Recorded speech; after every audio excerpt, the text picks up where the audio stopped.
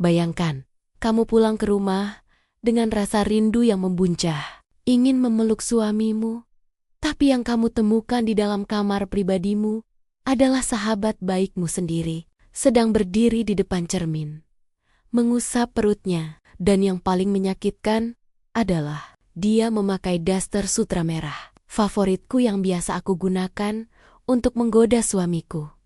Sebelum aku bercerita lebih jauh tentang bagaimana pengkhianatan ini terbongkar, pastikan kalian dukung channel ini dengan menekan tombol subscribe dan nyalakan lonceng notifikasinya. Aku sedang berada di dalam taksi, dalam perjalanan pulang dari perjalanan dinas di Bandung, yang seharusnya berlangsung selama 3 hari, namun karena rapat selesai lebih cepat dari jadwal, aku memutuskan untuk tidak memberitahu Dino. Aku ingin memberikan kejutan. Aku membayangkan wajah kagetnya, yang kemudian berubah menjadi senyum lebar saat melihat istrinya sudah berdiri di depan pintu. Sepanjang jalan, aku memandangi cincin pernikahan di jari manisku. Dino adalah segalanya bagiku. Kami sudah menikah selama 5 tahun. Dan meski belum dikaruniai buah hati, hubungan kami selalu terasa hangat. Dino adalah pria yang lembut, perhatian, dan selalu meyakinkanku bahwa kehadiran aku saja sudah cukup baginya. Dan ada Mia. Mia adalah sahabatku sejak zaman kuliah. Dia sedang mengalami masa sulit setelah bercerai. Dan sebagai sahabat yang baik, aku menawarkan kamar tamu di rumah kami untuknya, tinggal sementara sampai dia bisa mandiri lagi. Dino awalnya keberatan, tapi karena aku memohon, dia akhirnya setuju demi kebaikanku.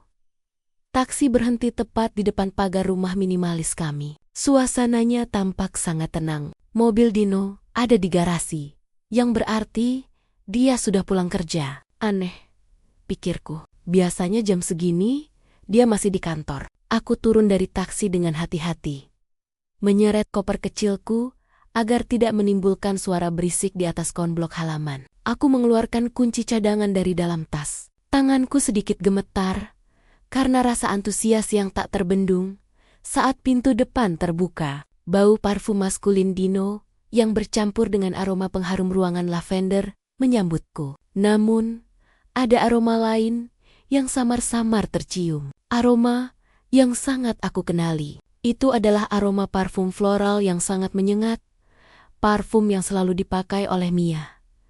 Hatiku sedikit berdesir. Mungkin mereka sedang mengobrol di ruang tengah, tapi ruang tamu kosong. Dapur juga sepi. Hanya ada 2 gelas kopi yang masih tersisa ampasnya di atas meja makan, diletakkan sangat berdekatan, seolah-olah orang yang meminumnya duduk dengan jarak yang sangat intim.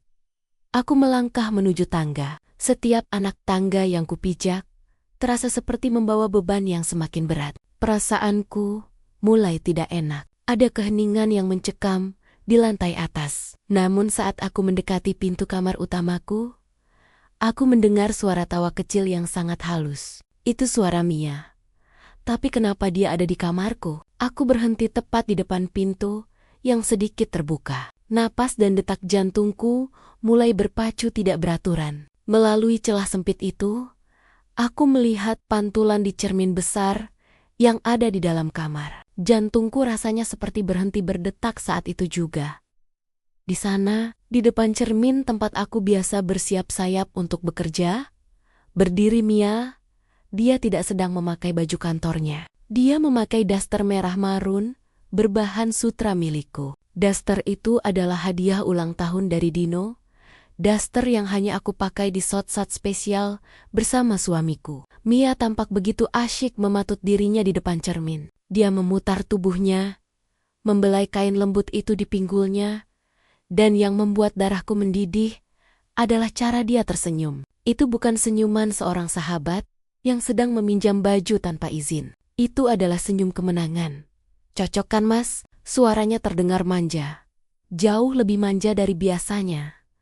Lalu, sebuah tangan muncul dari arah tempat tidur yang tidak terlihat sepenuhnya dari celah pintu. Tangan itu mendarat di pinggang Mia, menariknya mendekat. Aku mengenali tangan itu. Jam tangan perak yang melingkar di pergelangan tangan itu adalah hadiah yang aku belikan dengan separuh bonus tahunanku. Itu tangan Dino. Kamu terlihat lebih cantik pakai itu daripada Laras.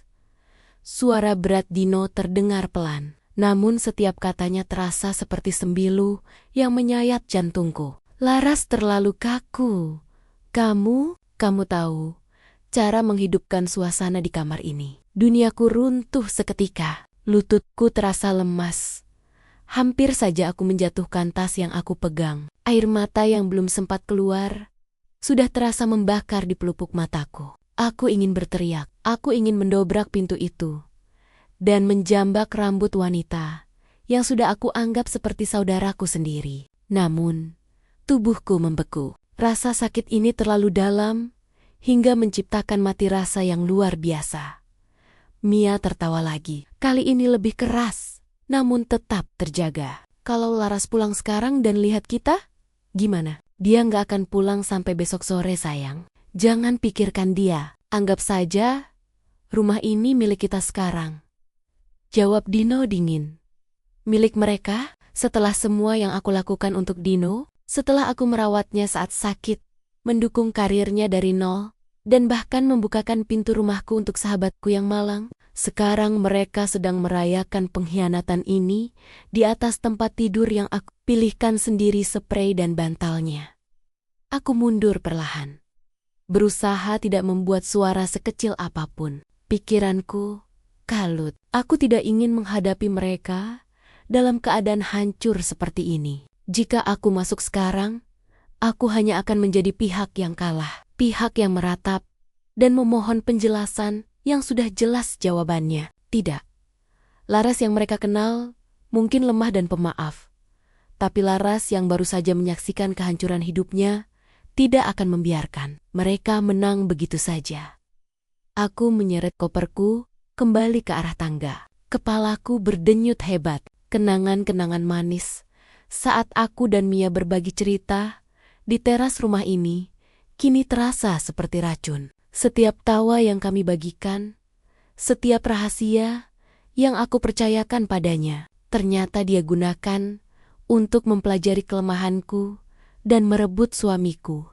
Saat aku sampai di lantai bawah, aku melihat tas kerja Dino tergeletak di sofa. Di sampingnya ada sebuah kotak kecil dari toko perhiasan ternama. Dengan tangan gemetar, aku membukanya. Sebuah kalung emas dengan liontin inisial M. Mia, bukan L, bukan namaku. Air mataku jatuh tepat di atas kotak bludru itu. Mereka benar-benar sudah merencanakannya. Ini bukan sekadar kekhilafan satu malam. Ini adalah sebuah hubungan yang sudah mengakar di bawah hidungku. Di dalam rumahku sendiri, aku melihat ke sekeliling ruang tamu yang dulu terasa sangat nyaman. Sekarang, setiap sudutnya terasa kotor. Foto pernikahan kami yang terpajang di dinding seolah mengejek kebodohanku. Aku harus keluar dari sini. Aku butuh ruang untuk bernapas. Tapi aku juga butuh rencana. Aku tidak boleh hanya sekadar pergi dan mengalah. Jika mereka menginginkan perang, aku akan memberikannya. Tapi dengan caraku sendiri. Aku menutup pintu depan dengan sangat pelan, memastikan kunci magnetiknya tidak berbunyi. Aku berdiri di halaman depan, menghirup udara sore yang terasa sangat menyesakkan. Aku menoleh kembali ke arah jendela kamar atas, yang tirainya tertutup rapat. Di balik tirai itu, dua orang yang paling aku cintai sedang mengkhianatiku dengan cara yang paling menjijikkan. Aku mengeluarkan ponselku. Jariku gemetar saat mengetik pesan untuk Dino. Mas, rapatnya lanjut sampai besok malam. Aku mungkin pulang lusa pagi. Jaga rumah ya. Ke-1, love you. Aku melihat pesan itu terkirim. Tak butuh waktu lama, ponselku bergetar. Oh ya, kasihan kamu. Pasti capek. Hati-hati di sana ya sayang. Aku juga sayang kamu. Aku di rumah kok. Lagi baca dokumen kantor. Bohong. Dia berbohong dengan begitu lancar, tanpa ada keraguan sedikit pun. Luka di hatiku semakin menganga. Aku menyimpan ponselku kembali dan berjalan menuju pagar. Aku tidak tahu harus kemana. Tapi yang pasti, aku tidak akan membiarkan mereka tidur dengan nyenyak mulai malam ini. Saat aku berjalan menjauh dari rumah, aku baru menyadari sesuatu. Mia tidak hanya memakai dasterku, dia mencoba mencuri hidupku. Dan aku bersumpah, daster itu akan menjadi barang terakhir yang dia curi dariku sebelum aku menghancurkan segala yang mereka bangun di atas penderitaanku. Tapi, di tengah kemarahanku, sebuah pertanyaan muncul. Sejak kapan ini dimulai? Apakah selama ini semua perhatian Mia hanyalah sandiwara? Dan yang lebih mengerikan, apakah Dino benar-benar mencintaiku selama 5 tahun ini? Atau aku hanya sekadar alat untuk kenyamanan hidupnya? Aku harus mencari tahu. Dan tempat pertama yang harus aku datangi adalah seseorang yang mungkin tahu masa lalu Mia yang sebenarnya. Seseorang yang dulu pernah memperingatkanku, namun tidak aku gubris. Langkahku terhenti saat sebuah mobil mewah berwarna hitam berhenti tepat di sampingku. Kaca jendela terbuka, dan aku melihat sosok yang sangat tidak asing. Sosok yang seharusnya tidak berada di sini. Laras, kamu kenapa bawa koper sore-sore begini? Pria di dalam mobil itu adalah Andre, mantan kekasih Mia, yang dulu sempat aku kenal lewat perkenalan singkat di sebuah acara reuni. Wajahnya tampak terkejut melihatku berdiri di pinggir jalan dengan mata sembab dan koper di tangan. Andre adalah orang yang 3 bulan lalu mengirimiku pesan singkat, memperingatkanku untuk berhati-hati pada Mia. Tapi saat itu, aku malah memblokir nomornya karena kupikir dia hanya pria patah hati yang ingin merusak reputasi mantan kekasihnya. Betapa bodohnya aku. Laras, kamu nggak apa-apa. Kenapa wajah kamu seperti itu? Andre turun dari mobilnya, mendekat dengan ekspresi cemas. Aku tidak bisa menjawab. Tenggorokanku terasa tersekat oleh bongkahan rasa sakit yang luar biasa. Aku hanya menunjuk ke arah rumahku yang jaraknya sudah sekitar 100 meter di belakang. Lalu menggeleng lemah. Andre seolah langsung mengerti. Dia melihat ke arah rumahku, lalu kembali menatapku dengan tatapan iba yang sangat aku benci. Tapi sekaligus aku butuhkan saat ini. Ikut aku, jangan di sini, nanti mereka lihat. Katanya tegas. Dia membantuku memasukkan koper ke bagasi dan membukakan pintu mobil. Aku masuk dengan tubuh yang masih bergetar hebat. Di dalam mobil yang dingin itu, aku hanya bisa menutup wajahku dengan kedua tangan. Tangisku pecah tanpa suara. Sesak sekali rasanya. Seperti ada batu besar yang menghimpit dadaku, hingga aku sulit untuk sekadar menarik napas. Andre menjalankan mobilnya perlahan, menjauh dari kompleks perumahanku yang kini terasa seperti neraka. Kami berhenti di sebuah taman kota yang sudah mulai sepi karena hari beranjak malam. Dia memberiku sebotol air mineral dan menungguku tenang. Tanpa mendesakku untuk bicara, aku melihatnya Andre. Ucapku lirih setelah beberapa menit terdiam. Mia, dia di kamarku, memakai dasterku. Dan Dino ada bersamanya. Andre menghela napas panjang. Dia memukul setir mobilnya dengan pelan, namun penuh kekesalan. Sudah aku bilang Laras, Mia itu bukan orang yang kamu kira. Dia itu predator. Dia nggak pernah puas dengan apa yang dia punya. Dia selalu ingin apa yang orang lain miliki, terutama apa yang kamu miliki. Kenapa? Kenapa harus aku? Aku membantunya saat dia terpuruk. Aku memberinya tempat tinggal, aku memberinya makan, aku memperlakukannya seperti saudara, teriakku histeris. Emosiku yang tertahan meledak begitu saja di dalam mobil itu. Andre menatap lurus ke depan. Karena dia iri padamu sejak dulu Laras. Dia bercerita banyak padaku saat kami masih bersama. Dia merasa kamu selalu mendapatkan keberuntungan yang tidak dia dapatkan. Keluarga yang utuh, karir yang bagus, dan suami seperti Dino. Baginya, mengambil milikmu adalah cara dia membuktikan bahwa dia lebih baik darimu. Aku teringat kembali ke 3 bulan lalu, saat Mia pertama kali datang ke rumahku dengan tangisan yang menyayat hati. Dia bercerita bahwa suaminya selingkuh. dan dia diusir dari rumah tanpa membawa apa-apa. Sebagai sahabat, nuraniku langsung tergerak. Aku ingat bagaimana aku meyakinkan Dino agar Mia boleh tinggal di kamar tamu kami. Mas, kasihan Mia. Dia nggak punya siapa-siapa lagi di Jakarta. Masa kita biarkan dia tidur di jalan? Kataku pada Dino malam itu di ruang makan. Dino saat itu sempat menolak. Laras, rumah ini privasi kita. Aku nggak nyaman ada orang lain di antara kita. Apalagi untuk waktu yang nggak ditentukan. Cuma sampai dia dapat kerja dan kos-kosan. Mas, aku janji nggak akan ganggu waktu kita. Bujukku. Akhirnya Dino setuju. Dan itulah kesalahan terbesar dalam hidupku. Aku yang membawa serigala masuk ke dalam sarangku sendiri. Aku yang membukakan pintu untuk kehancuran rumah tanggaku.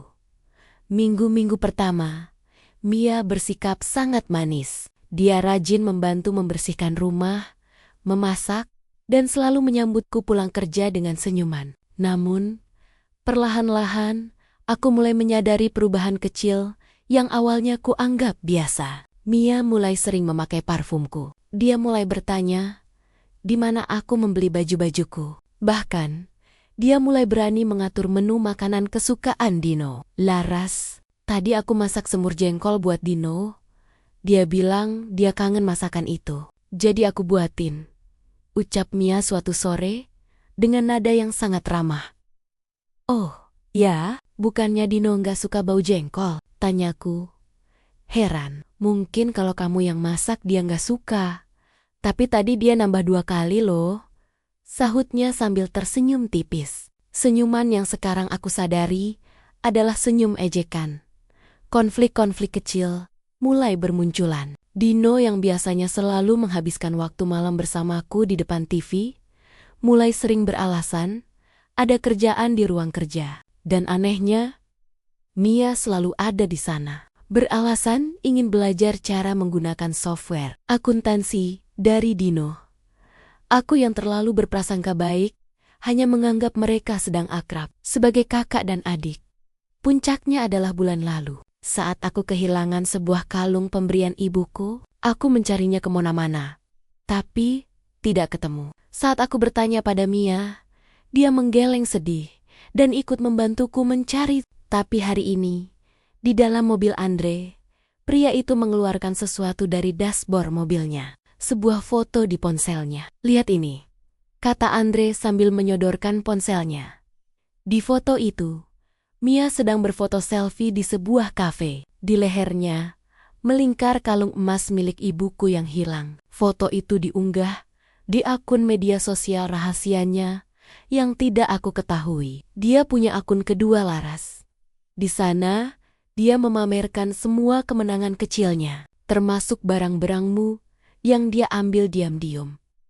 Jelas Andre, rasa mual menyerang perutku. Bukan hanya suamiku, dia bahkan mencuri kenangan dari almarhum ibuku. Mia benar-benar iblis yang bersembunyi di balik wajah polos. Lalu apa rencanamu sekarang? Tanya Andre. Apa kamu mau kembali ke sana dan mengamuk? Aku menghapus sisa air mataku. Amarah yang tadinya meladik-ledik, kini mulai mendingin. Berubah menjadi tekad yang membeku. Tidak, kalau aku datang sekarang, mereka akan punya 1000 alasan. Deno itu pintar bersilat lidah. Dia akan bilang, Mia cuma meminjam baju karena bajunya kotor. Atau alasan sampah lainnya. Aku ingin mereka benar-benar hancur, Andre. Aku ingin mereka kehilangan segalanya, seperti mereka menghancurkan kepercayaanku. Andre mengangguk setuju. Aku bisa membantumu. Aku tahu di mana mereka sering bertemu, selain di rumahmu. Dan aku tahu rahasia yang lebih besar tentang Mia. Dia bukan cuma mengincar suamimu, dia mengincar aset perusahaan keluargamu. Aku tersentak. Perusahaan keluargaku, Dino memang bekerja sebagai manajer operasional di perusahaan distribusi milik ayahku. Ayah memberikan posisi itu karena dia mempercayai Dino sepenuhnya. Jika benar mereka mengincar perusahaan, maka ini bukan sekadar perselingkuhan biasa. Ini adalah perampokan berencana. Kenapa kamu mau membantuku, Andre? Tanyaku curiga. Andre menatapku dalam. Karena aku juga korban Mia.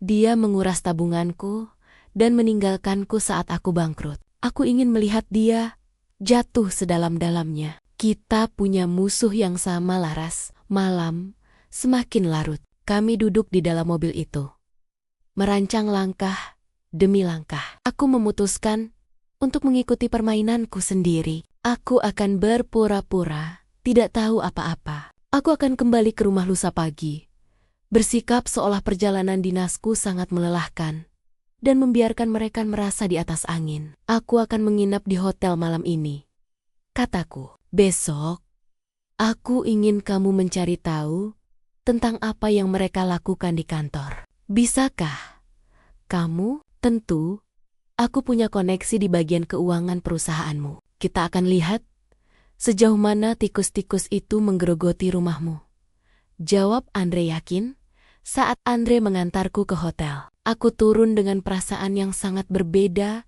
dari saat aku turun dari taksi di depan rumah tadi sore. Laras yang lembut dan penuh kasih sudah mati. Yang tersisa sekarang adalah seorang wanita yang sedang mengumpulkan puing-puing hatinya untuk dijadikan senjata. Di dalam kamar hotel yang mewah, namun terasa dingin, aku menatap bayanganku di cermin. Aku menyentuh leherku yang kini kosong tanpa kalung ibu. Aku membayangkan Mia yang tadi berdiri di depan cerminku memakai daster merah itu. Nikmatilah selagi bisa, Mia, bisikku pada bayangan di cermin. Pakailah daster itu. Tidurlah di tempat tidurku, dan rayu suamiku sesukamu, karena setiap detik yang kalian nikmati sekarang akan aku bayar dengan kehancuran yang tidak akan pernah kalian lupakan seumur hidup. Aku merebahkan tubuhku, mencoba memejamkan mata meski otakku terus berputar. Tiba-tiba ponselku berbunyi. Ada notifikasi masuk dari aplikasi kamera pengawas CCTV yang tersembunyi di ruang tengah rumahku. Aku memang sengaja memasangnya bulan lalu tanpa memberitahu siapapun. Alasannya untuk keamanan karena sering ditinggal dinas. Dengan tangan gemetar, aku membuka aplikasi itu. Di layar ponselku, aku melihat Dino dan Mia sedang duduk di sofa ruang tamu. Mia masih memakai daster merahku. Mereka sedang memegang beberapa lembar dokumen penting. Kalau Laras tanda tangan surat kuasa ini, semua saham atas namanya akan pindah ke perusahaan bayangan kita. Mas, ucap Mia yang terdengar jelas melalui speaker ponselku. Dino mencium kening Mia. Sabar, sayang. Pelan-pelan. Dia sangat percaya padaku. Tinggal satu langkah lagi, dan kita bisa pergi dari sini, meninggalkan Laras dengan rumah kosong ini. Aku menutup mulutku agar teriakan histerisku tidak pecah. Mereka bukan hanya ingin menghancurkan hatiku. Mereka ingin membuatku jatuh miskin dan tak punya apa-apa. Pengkhianatan ini ternyata jauh lebih dalam dan lebih gelap dari yang aku bayangkan. Malam itu di kamar hotel, cahaya dari layar ponselku terasa membakar mata. Aku terus menatap rekaman CCTV yang menunjukkan betapa santainya mereka merencanakan kemiskinanku. Mia, wanita yang aku beri tumpangan tidur, kini sedang menari-nari di atas rencana kehancuranku. Dan Dino, laki-laki yang aku cintai selama 5 tahun, ternyata hanyalah aktor watak yang sangat lihai menyembunyikan wajah aslinya. Aku merasa seperti orang bodoh yang selama ini memelihara ular di dalam selimut. Pagi harinya, aku terbangun dengan kepala yang berat. Tapi fokusku sudah setajam silet. Aku segera menghubungi Pak Baskoro, pengacara keluarga yang sudah melayani ayahku selama puluhan tahun. Kami sepakat bertemu di sebuah kafe kecil di pinggiran kota, tempat yang jauh dari jangkauan rekan kerja Dino maupun lingkaran pertemanan Mia. Sambil menunggu Pak Baskoro, aku mencoba mengingat kembali detail-detail kecil yang selama ini aku abaikan. Bagaimana Mia selalu bertanya tentang prosedur administrasi di kantor ayahku. Bagaimana dia tiba-tiba sangat tertarik dengan jadwal pembagian dividen tahunan. Dan bagaimana Dino sering memintaku menandatangani dokumen rutin dengan alasan Dia terlalu sibuk untuk menjelaskannya secara detail. Aku merasa mual, menyadari betapa banyaknya dokumen yang mungkin sudah aku tanda tangani tanpa pengawasan ketat. Laras, wajahmu pucat sekali.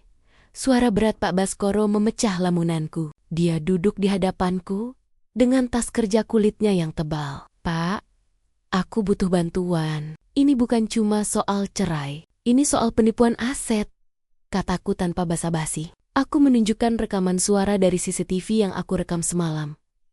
Wajah Pak Baskoro mengeras saat mendengarkan percakapan. Dino dan Mia. Sebagai orang yang sangat mengenal ayahku, dia tampak sangat kecewa. Biadab, mereka benar-benar memanfaatkan kepercayaanmu. Laras, beruntung kamu belum menandatangani surat kuasa yang mereka maksud semalam. Tapi kita harus memeriksa dokumen-dokumen sebelumnya. Andre, mantan kekasih Mia, bilang ada perusahaan bayangan. Pak, apa Bapak bisa melacaknya? Tanyaku. Pak Baskoro mengangguk. Aku akan kerahkan tim audit independen secara diam-diam. Tapi Laras, kamu harus kuat untuk menangkap mereka dengan bukti yang tidak bisa dibantah. Kamu harus kembali ke rumah itu. Kamu harus bersikap seolah tidak terjadi apa-apa. Bisa? Aku menarik napas panjang. Kembali ke rumah itu, kembali melihat wajah munafik mereka. Kembali mencium aroma parfum Mia yang memenuhi kamarku. Itu terdengar seperti siksaan. Tapi aku tahu, jika aku kabur sekarang, mereka akan curiga dan mungkin akan menghilangkan jejak lebih cepat. Aku bisa, Pak. Aku akan melakukannya. Jawabku dengan suara yang aku usahakan tidak bergetar. Setelah pertemuan itu, aku menghabiskan waktu di mall untuk menenangkan diri. Namun, saat melewati sebuah toko pakaian dalam, aku melihat siluet yang sangat kukenali. Itu Dino. Dia sedang berdiri di sana, menunjuk sebuah set lingerie hitam yang sangat berani. Dan di sampingnya, Mia sedang bergelayut manja di lengannya. Mereka tertawa. Tampak seperti pasangan pengantin baru yang sedang berbelanja untuk bulan madu. Aku bersembunyi di balik pilar besar. Jantungku berdegup kencang. Kemarahan itu kembali meluap. Mereka bahkan tidak punya rasa malu untuk pamer di tempat umum di jam kerja. Dino seharusnya berada di kantor saat ini. Ini membuktikan bahwa dia sudah mulai mengabaikan pekerjaannya. Demi Mia, aku mengambil ponselku dan memotret mereka dari kejauhan. Klik satu bukti lagi. Klik wajah Mia yang sedang mencium pipi Dino terekam jelas. Aku merasa ingin muntah, tapi aku menahannya. Aku harus menjadi pengamat yang dingin. Tiba-tiba, ponselku bergetar. Sebuah pesan WhatsApp dari Dino. Sayang, kerjaan di kantor lagi numpuk banget nih. Kayaknya aku bakal pulang agak malam. Kamu baik-baik ya? Di Bandung, jangan lupa makan. Aku menatap layar ponsel, lalu menatap sosoknya yang sedang tertawa lebar sekitar 10 meter dariku. Kebohongan yang sangat sempurna. Aku membalas pesannya dengan jemari yang dingin. Iya mas, semangat kerjanya ya. Jangan lupa istirahat juga. Aku melihatnya membaca pesanku, tersenyum sinis ke arah ponselnya, lalu menunjukkan pesan itu pada Mia. Mia tertawa mengejek. Mungkin menertawakan betapa naifnya aku. Mereka benar-benar menganggap aku adalah mangsa yang mudah. Mereka tidak tahu bahwa singa yang sedang terluka adalah yang paling mematikan. Sore harinya, Andre menghubungiku lagi. Kami bertemu di mobilnya yang terparkir di basement mall. Andre memberikan sebuah map coklat kepadaku. Ini data perusahaan bayangan itu. Laras, namanya PT Sinergi Abadi. Direktur utamanya adalah seorang pria bernama Surya. Tapi setelah aku selidiki, Surya ini adalah kakak sepupu Mia. Dan tebak, siapa komisarisnya? Dino. Jelas Andre. Aku membuka map itu. Di sana tertera aliran dana kecil, namun rutin dari rekening perusahaan ayahku ke PT Sinergi Abadi ini. Alasannya adalah biaya konsultasi fiktif. Dino melakukannya sedikit demi sedikit, agar tidak terdeteksi oleh sistem akuntansi internal. Mereka sudah melakukannya selama 6 bulan terakhir. Laras, sejak Mia mulai sering main ke kantormu, tambah Andre, 6 bulan. Jadi pengkhianatan ini sudah dimulai jauh sebelum Mia tinggal di rumahku. Selama ini aku menganggap Mia adalah sahabat yang sedang terpuruk, padahal dia adalah pion yang dikirim untuk masuk ke dalam pertahananku. Dan Dino, dia adalah pengkhianat yang membuka gerbang dari dalam. Terima kasih Andre. Aku tidak tahu harus bagaimana tanpamu. Ucapku tulus. Jangan berterima kasih sekarang. Kita belum selesai. Besok lusa, kamu pulang kan? Aku akan siapkan alat penyadap suara yang lebih canggih untuk kamu taruh di ruang kerja Dino. Kita butuh pengakuan langsung soal aliran dana ini, kata Andre. Malam itu, aku kembali ke hotel dengan sejuta rencana di kepala. Aku tidak lagi menangis. Air mataku sudah mengering, digantikan oleh cairan dingin yang mengalir di pembuluh darahku. Aku mulai menyusun strategi bagaimana aku akan masuk ke rumah itu besok pagi. Aku harus terlihat lelah, rindu, dan tetap bodoh di mata mereka. Aku membayangkan bagaimana besok aku akan memeluk Dino, mencium aroma tubuhnya yang mungkin sudah bercampur dengan aroma Mia, dan menatap mata Mia seolah dia masih sahabat terbaik. Aku harus melakukan akting seumur hidupku. Namun, ada satu hal yang terus mengusik pikiranku. Mengapa Mia begitu membenciku? Andre bilang karena iri. Tapi aku merasa ada sesuatu yang lebih personal. Sesuatu dari masa lalu yang mungkin aku lupakan, tapi sangat diingat oleh Mia. Aku teringat saat kami masih kuliah. Mia pernah kehilangan beasiswanya karena nilai yang merosot.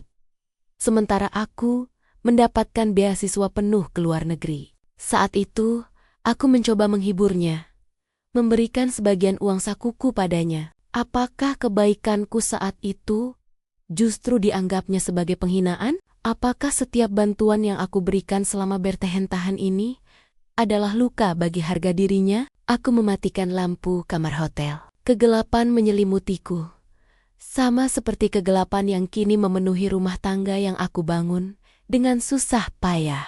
Di balik kegelapan ini, aku bersumpah pada diriku sendiri. Aku tidak hanya akan mengambil kembali dasterku, kalung ibuku, atau aset perusahaanku. Aku akan mengambil kembali harga diriku yang mereka injak-injek.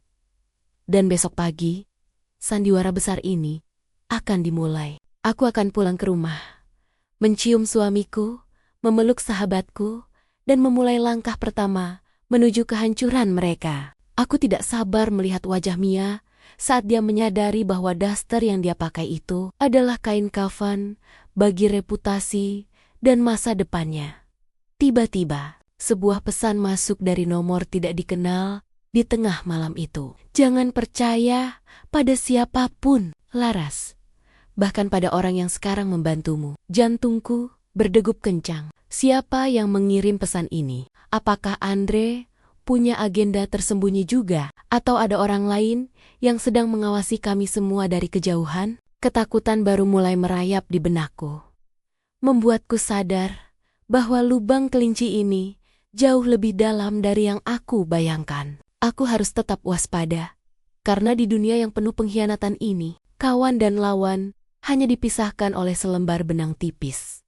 Pagi itu, matahari bersinar sangat terik, seolah-olah ingin menelanjangi semua rahasia yang tersembunyi di balik dinding-dinding beton kota ini. Aku berdiri di depan pintu rumahku sendiri, rumah yang kubangun dengan tetesan keringat dan doa-doa panjang di setiap sujudku. Namun, pagi ini, kunci di tanganku terasa seberat bongkahan timah. Aku menarik napas panjang, memejamkan mata sejenak, dan mencoba memanggil kembali sosok Laras yang naif, istri yang penurut, sahabat yang tulus, dan wanita yang tidak tahu apa-apa. Ayo Laras, kamu bisa, ini panggungmu sekarang, bisikku pada diri sendiri. Saat kunciku putar dan pintu terbuka dengan bunyi klik yang halus, suasana rumah terasa begitu sepi. Namun, Indera penciumanku yang kini menjadi jauh lebih peka, langsung menangkap sesuatu. Bau itu lagi. Aroma kopi yang kuat, bercampur dengan wangi parfum floral milik Mia, yang kini terasa seperti bau busuk di hidungku. Aku melangkah masuk, menyeret koperku dengan sengaja, agar menimbulkan suara gaduh. "Mas, Mia, aku pulang," teriakku dengan nada suara yang kubuat ceria. Meski tenggorokanku terasa seperti tercekik. Detik berikutnya, aku mendengar suara langkah kaki yang terburu-buru dari arah lantai atas. Dino muncul dengan kaos oblong putih dan celana pendek.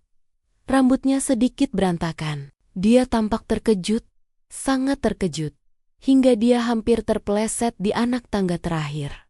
"Laras, sayang, kok sudah sampai? Bukannya kamu bilang lusa pagi?" tanyanya. Suaranya sedikit bergetar, dan dia langsung menghampiriku untuk mengambil koper. Ketegangan di ruang tamu itu begitu pekat, hingga rasanya aku bisa memotongnya dengan pisau. Andre berdiri tegak di ambang pintu. Sementara Dino tampak seperti banteng yang siap menyeruduk siapa saja yang mengganggu wilayahnya. Di belakangku, aku bisa merasakan napas Mia yang memburu, pendek, dan gelisah. Aku berdiri di tengga-tengga mereka, merasa seperti penonton dalam sebuah drama tragis yang ironisnya adalah hidupku sendiri. "Mas, Dino, ini Andre, teman lamaku waktu kuliah dulu." Aku memecah keheningan dengan suara yang kupaksakan tetap stabil. Meski jantungku berdegup kencang seperti genderang perang, Dino menatap Andre dengan pandangan menyelidik. "Teman lama? Kenapa dia datang ke sini tanpa janji? Dan apa maksud kata-katanya tadi, Laras? Siapa dia sebenarnya?" Andre tidak menunggu aku menjawab. Dia melangkah masuk ke dalam rumah tanpa dipersilakan, membuat Dino semakin naik pitam. "Saya di sini untuk meluruskan sesuatu, Dino, sesuatu yang mungkin belum istrimu pahami sepenuhnya tentang perusahaan bayangan yang sedang kamu kelola bersama Mia." Mendengar nama perusahaan itu disebut, wajah Dino berubah drastis dari marah menjadi ketakutan yang murni. Dia melirik Mia yang kini sudah menyandarkan tubuhnya ke dinding, wajahnya pucat pasi seperti kertas. "Perusahaan apa? Saya tidak tahu apa yang kamu bicarakan. Keluar dari rumah saya sekarang juga," bentak Dino sambil menunjuk ke arah pintu. "Mas, tunggu dulu." Aku menahan lengan Dino. "Biarkan Andre bicara. Aku juga ingin tahu apa maksudnya. Lagi pula, tadi pagi Pak Baskoro menghubungiku tentang adanya aliran dana aneh di kantor. Apa ini ada hubungannya?" Aku menggunakan nama Pak Baskoro sebagai senjata. Dino terdiam. Dia tahu Pak Baskoro bukan orang sembarangan. Jika pengacara keluarga sudah turun tangan, artinya masalah ini sudah diambang kehancuran. "Laras, jangan percaya pria ini. Dia pasti cuma mau memeras kita." Mia mencoba menimpali. Suaranya gemetar hebat. Dia mendekat padaku, mencoba meraih tanganku dengan akting sahabat karib yang kini tampak sangat menjijikkan di mataku. "Ras, kamu tahu kan, aku gak mungkin jahat sama kamu." Aku menarik tanganku dari jangkauan Mia. "Duduk dulu, Mia. Kita bicara baik-baik." Kami semua akhirnya duduk di ruang tamu. Lokasi yang dulunya penuh tawa dan cerita hangat, kini terasa seperti ruang interogasi yang dingin. Aku bisa melihat daster merah yang tadi tergantung di jemuran, kini sudah dipindahkan oleh Mia secara terburu-buru ke balik bantal sofa. Namun, ujung talinya masih menyembul keluar sebuah simbol pengkhianatan yang tak bisa lagi disembunyikan. Andre mengeluarkan sebuah tablet dari tasnya dan meletakkannya di atas meja kopi. "Laras, kamu ingat pesan yang aku kirim semalam tentang jangan percaya pada siapapun?" Aku mengirim itu karena aku tahu Mia sudah mulai mencurigai gerak-geriku. Dino memotong. "Jadi kalian sudah berhubungan di belakangku?" "Kami berhubungan untuk membongkar kebusukanmu, Dino," sahut Andre tajam. "Laras, lihat ini. PT Sinergi Abadi memang terdaftar atas nama Dino dan kakak sepupu Mia. Tapi ada pemilik saham mayoritas yang tersembunyi Di balik nama-nama samaran itu, pemilik sebenarnya dari perusahaan yang digunakan untuk menguras harta keluargamu adalah Mia sendiri. Aku mengerutkan kening. Maksudmu, Mia yang mengendalikan Dino? Bukan cuma itu. Andre menggeser layar tabletnya, menunjukkan sebuah foto akta kelahiran yang sama dengan yang aku lihat di ponsel Mia tadi. Anak yang bernama Arka itu bukan cuma sekadar hasil perselingkuhan. Mia sengaja menggunakan anak itu untuk mengikat Dino agar mau melakukan pencurian aset ini. Dia mengancam Dino bahwa jika Dino tidak memberikan modal untuk perusahaannya, dia akan membongkar rahasia ini padamu dan menghancurkan reputasi Dino di depan ayahmu. Aku menatap Dino yang kini tertunduk lesu. Kedua tangannya menutupi wajah. Benar itu, Mas. Kamu mencuri dari ayahku hanya karena kamu takut rahasia perselingkuhanmu terbongkar? Dino terisak kecil. Aku terjebak. Laras, Mia bilang dia butuh jaminan untuk masa depan Arka. Aku nggak punya pilihan. Nggak punya pilihan. Aku tertawa getir.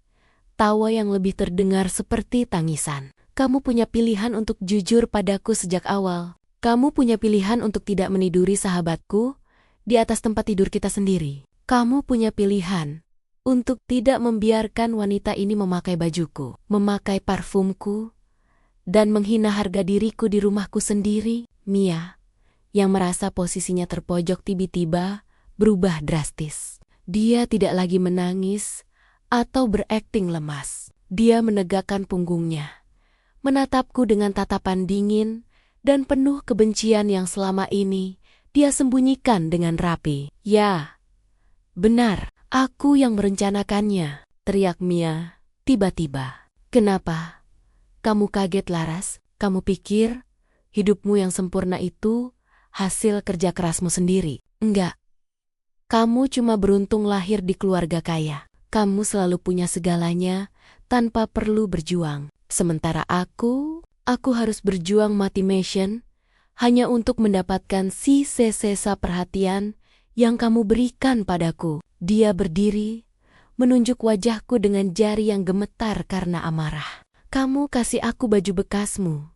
Kamu kasih aku uang jajan seolah aku ini pengemis. Kamu pikir kamu itu pahlawan? Kamu itu cuma mau pamer kelebihanmu di depan kekuranganku. Jadi ya, aku ambil suamimu, aku ambil hartamu. Aku ambil daster yang paling kamu sayang itu hanya untuk membuktikan bahwa aku bisa merebut kebahagiaanmu dengan sangat mudah. Kata-kata Mia seperti belati yang menusuk langsung ke ulu hatiku. Selama ini, ketulusanku dianggap sebagai penghinaan olehnya. Kebaikanku dianggap sebagai kesombongan. Aku tidak pernah menyangka bahwa di balik senyum manisnya selama ini ada racun yang begitu mematikan. Dan kamu, Andre? Mia beralih menatap Andre dengan sinis. Kamu pikir kamu pahlawan di sini? Kamu membantu Laras karena kamu juga mau bagian dari uang ayahnya, kan? Jangan pura-pura suci. Andre hanya tersenyum tenang. Aku tidak butuh uang ayahnya, Laras. Mia, aku cuma ingin memastikan wanita seperti kamu tidak akan pernah bisa melukai orang lain lagi seperti kamu melukaiku. Dulu, suasana semakin kacau saat Dino tiba-tiba berdiri dan mencoba merampas tablet milik Andre. Kembalikan. Kalian nggak punya bukti kuat. Itu semua cuma asumsi. Mas, cukup. Aku berdiri dan menampar wajah Dino dengan sekuat tenaga. Plak! Suara tamparan itu menggema di seluruh ruangan. Diikuti dengan keheningan yang mencekam. Jangan rendahkan dirimu lebih jauh lagi. Kamu sudah kehilangan segalanya di mataku. Dino mematung, memegangi pipinya yang memerah. Dia melihatku dengan tatapan yang tidak pernah kulihat sebelumnya, campuran antara rasa malu, marah, dan keputusasaan. Aku akan pergi ke kantor sekarang untuk bertemu Pak Baskoro, kataku dingin, sambil mengambil tas dan kunci mobilku. Dan untuk kalian berdua, jangan harap ada satu barang pun milik kalian yang tersisa di rumah ini saat aku kembali nanti. Laras, Tunggu, kita bisa bicarakan ini. Aku cinta sama kamu, teriak Dino, mengejarku sampai ke pintu depan. Aku berbalik, menatapnya dengan mata yang sudah kering dari air mata. Cinta tidak memakai daster istrinya untuk diberikan pada selingkuhannya. Dino, cinta tidak merampok orang yang sudah memberinya kehidupan yang layak. Kamu tidak mencintaimu, kamu cuma mencintai kenyamanan yang aku berikan. Aku masuk ke dalam mobil, mengabaikan teriakan Dino dan makian Mia yang terdengar dari dalam rumah. Andre mengikutiku keluar dan berdiri di samping jendela mobilku. Kamu mau aku temani, Laras? Tanya Andre lembut. Aku menggeleng. Aku butuh waktu sendiri, Andre, dan terima kasih. Tapi tolong, jangan ikuti aku. Aku harus menyelesaikan ini dengan cara yang legal. Aku menjalankan mobilku keluar dari halaman rumah, meninggalkan semua kenangan buruk itu di belakang. Namun, saat aku melihat ke kaca spion, aku melihat sesuatu yang aneh. Andre tidak langsung pergi. Dia justru kembali masuk ke dalam rumahku setelah aku pergi. Kenapa dia masuk lagi? Bukankah dia bilang dia hanya ingin membantuku? Firasatku mengatakan bahwa drama ini belum berakhir. Ada sesuatu yang disembunyikan Andre, sesuatu yang mungkin jauh lebih besar dari sekadar balas dendam pada mantan kekasih. Tanganku gemetar saat memegang kemudi. Aku memutuskan untuk tidak langsung ke kantor Pak Baskoro. Aku memutar arah, kembali menuju rumah, namun berhenti di kejauhan. Memarkir mobilku di balik pohon besar yang rimbun. Aku mengeluarkan ponselku dan membuka kembali aplikasi CCTV tersembunyi. Gambar di layar menunjukkan ruang tamu yang kini hanya berisi Andre, Dino, dan Mia. Namun, apa yang kulihat selanjutnya membuat jantungku seolah berhenti berdetak di layar itu. Andre tidak sedang berdebat dengan mereka. Dia justru duduk santai di sofa, merangkul bahu Mia, sementara Dino menyerahkan sebuah koper hitam kepadanya. Mereka bertiga kemudian tertawa bersama, seolah-olah pertengkaran hebat yang terjadi beberapa menit lalu hanyalah sebuah latihan teater yang sukses. Akting yang bagus. Laras benar-benar percaya. Suara Andre terdengar jelas melalui speaker ponselku. Aku menutup mulutku, berusaha menahan suara jeritan yang ingin keluar dari kerongkonganku. Ternyata, aku dikepung oleh musuh dari segala arah. Sahabatku, suamiku, dan orang yang kuanggap penolongku. Mereka semua bekerja sama untuk menjatuhkanku ke dalam lubang yang paling dalam. Plot twist ini benar-benar menghancurkan sisa kewarasanku. Apa yang sebenarnya ada di dalam koper hitam itu? Dan apa rencana mereka selanjutnya? Sekarang setelah mereka pikir, aku sudah masuk ke dalam perangkap mereka. Ketegangan di ruang tamu itu begitu pekat, hingga rasanya aku bisa memotongnya dengan pisau. Andre berdiri tegak di ambang pintu. Sementara Dino tampak seperti banteng yang siap menyeruduk siapa saja yang mengganggu wilayahnya. Di belakangku, aku bisa merasakan napas Mia yang memburu, pendek, dan gelisah. Aku berdiri di tengah-tengah mereka, merasa seperti penonton dalam sebuah drama tragis. Yang ironisnya adalah hidupku sendiri. Mas Dino, ini Andre, teman lamaku waktu kuliah dulu. Aku memecah keheningan dengan suara yang kupaksakan tetap stabil. Meski jantungku berdegup kencang seperti genderang perang, Dino menatap Andre dengan pandangan menyelidik. Teman lama, kenapa dia datang ke sini tanpa janji? Dan apa maksud kata-katanya tadi, Laras? Siapa dia sebenarnya? Andre tidak menunggu aku menjawab. Dia melangkah masuk ke dalam rumah tanpa dipersilakan, membuat Dino semakin naik pitam. Saya di sini untuk meluruskan sesuatu. Dino, sesuatu yang mungkin belum istrimu pahami sepenuhnya tentang perusahaan bayangan yang sedang kamu kelola bersama Mia. Mendengar nama perusahaan itu disebut, wajah Dino berubah drastis dari marah menjadi ketakutan yang murni. Dia melirik Mia, yang kini sudah menyandarkan tubuhnya ke dinding. Wajahnya pucat pasi, seperti kertas. Perusahaan apa? Saya tidak tahu apa yang kamu bicarakan. Keluar dari rumah saya. Sekarang juga, bentak Dino sambil menunjuk ke arah pintu. Mas, tunggu dulu. Aku menahan lengan Dino. Biarkan Andre bicara. Aku juga ingin tahu apa maksudnya. Lagi pula, tadi pagi Pak Baskoro menghubungiku tentang adanya aliran dana aneh di kantor. Apa ini ada hubungannya? Aku menggunakan nama Pak Baskoro sebagai senjata. Dino terdiam. Dia tahu Pak Baskoro bukan orang sembarangan. Jika pengacara keluarga sudah turun tangan, artinya masalah ini sudah diambang kehancuran. Laras, jangan percaya pria ini. Dia pasti cuma mau memeras kita. Mia mencoba menimpali. Suaranya gemetar hebat. Dia mendekat padaku. Mencoba meraih tanganku dengan akting sahabat karib yang kini tampak sangat menjijikkan di mataku. Ras, kamu tahu kan? Aku nggak mungkin jahat sama kamu. Aku menarik tanganku dari jangkauan Mia. Duduk dulu, Mia. Kita bicara baik-baik. Kami semua akhirnya duduk di ruang tamu. Lokasi yang dulunya penuh tawa dan cerita hangat, kini terasa seperti ruang interogasi yang dingin. Aku bisa melihat daster merah yang tadi tergantung di jemuran. Kini sudah dipindahkan oleh Mia secara terburu-buru ke balik bantal sofa. Namun ujung talinya masih menyembul keluar sebuah simbol pengkhianatan yang tak bisa lagi disembunyikan. Andre mengeluarkan sebuah tablet dari tasnya dan meletakkannya di atas meja kopi. Laras, kamu ingat pesan yang aku kirim semalam tentang jangan percaya pada siapapun? Aku mengirim itu karena aku tahu Mia sudah mulai mencurigai gerak-geriku. Dino memotong. Jadi, kalian sudah berhubungan di belakangku? Kami berhubungan untuk membongkar kebusukanmu. Dino, sahut Andre tajam. Laras, lihat ini. PT Sinergi Abadi memang terdaftar atas nama Dino dan kakak sepupu Mia.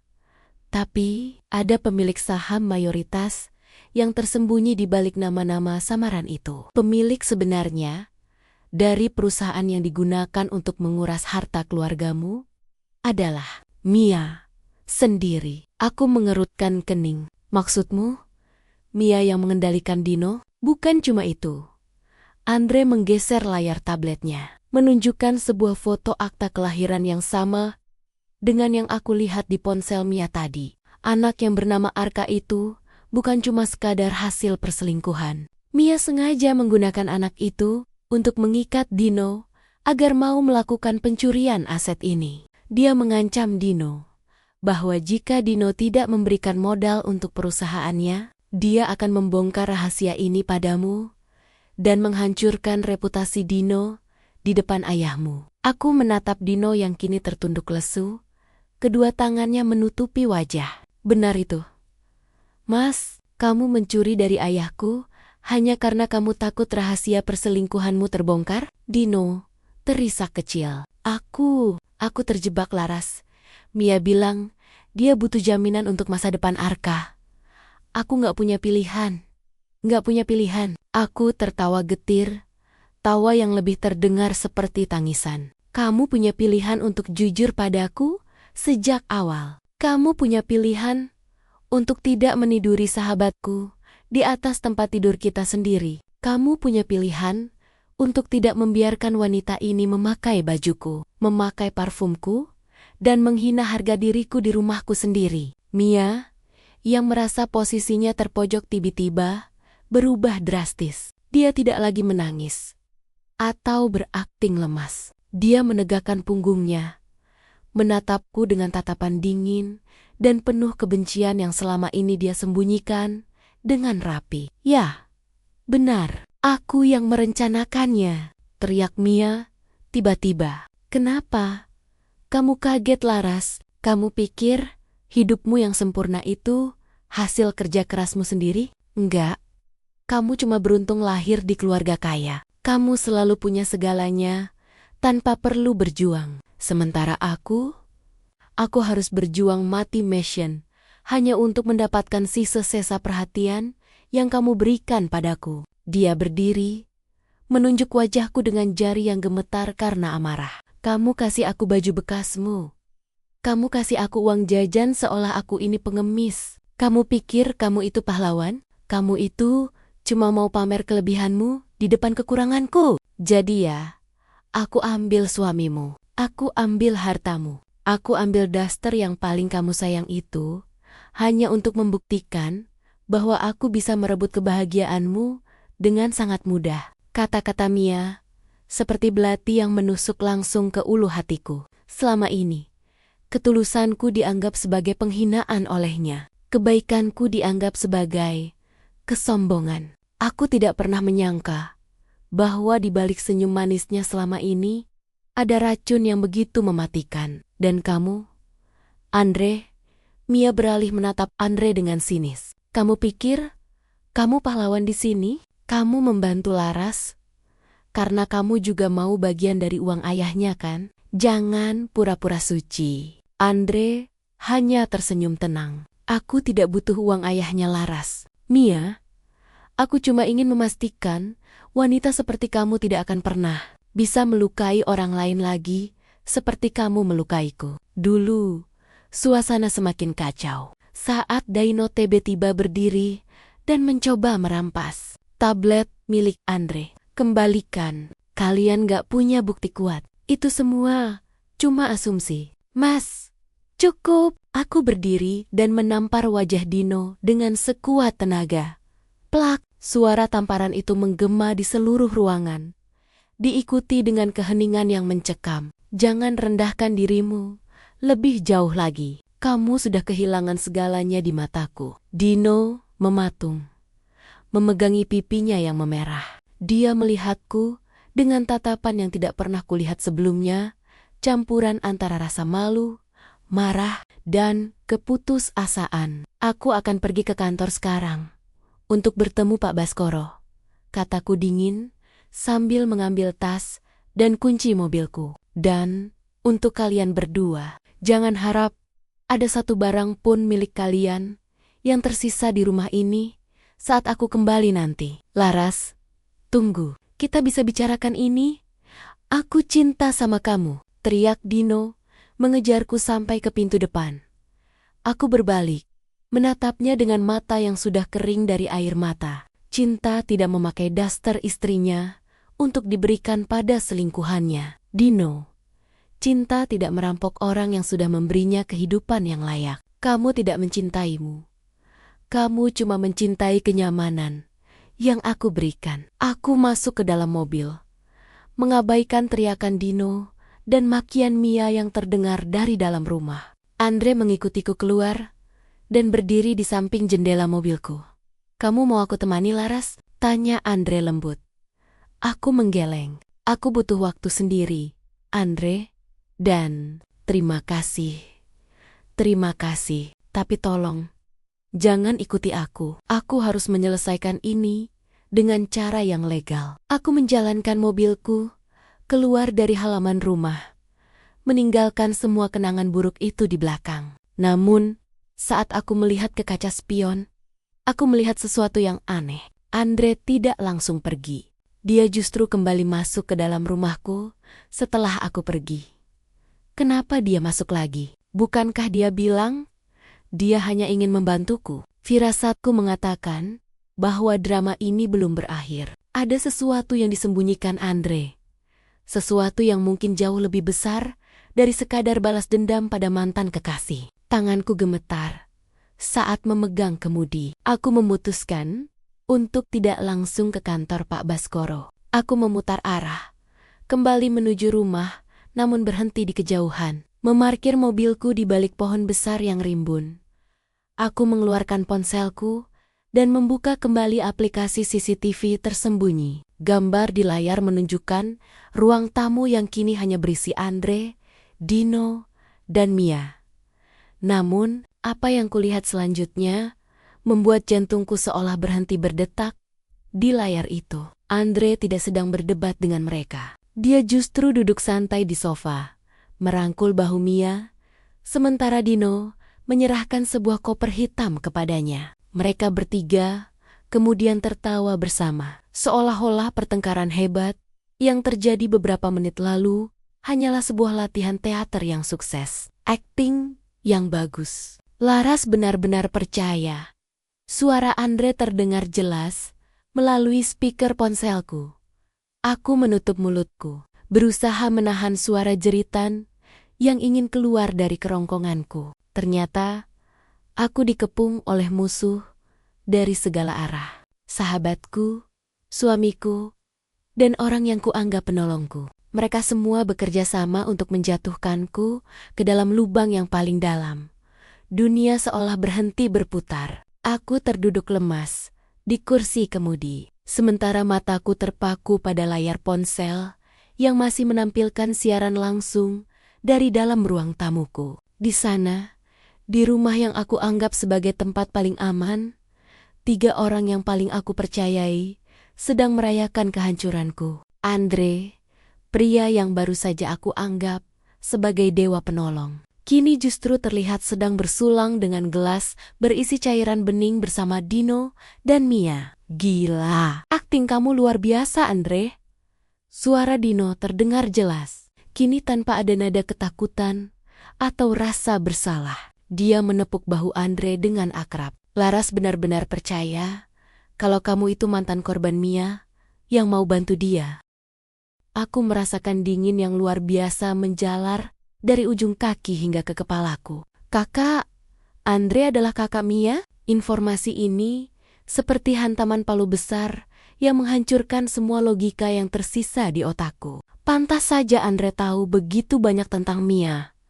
Pantas saja dia bisa memberikan data-data itu dengan begitu mudah. Semua itu adalah umpan yang dirancang agar aku merasa memiliki sekutu, agar aku mau bergerak sesuai dengan keinginan mereka. Jadi, sekarang apa? Tanya Dino sambil membuka koper hitam yang tadi kulihat. Di dalamnya, tumpukan uang tunai dan beberapa logam mulia berkilauan di bawah lampu ruang tamu. Uang muka dari pencairan dana perusahaan sudah di tangan. Surat kuasa yang tadi pagi dia tanda tangani. Oh, tunggu.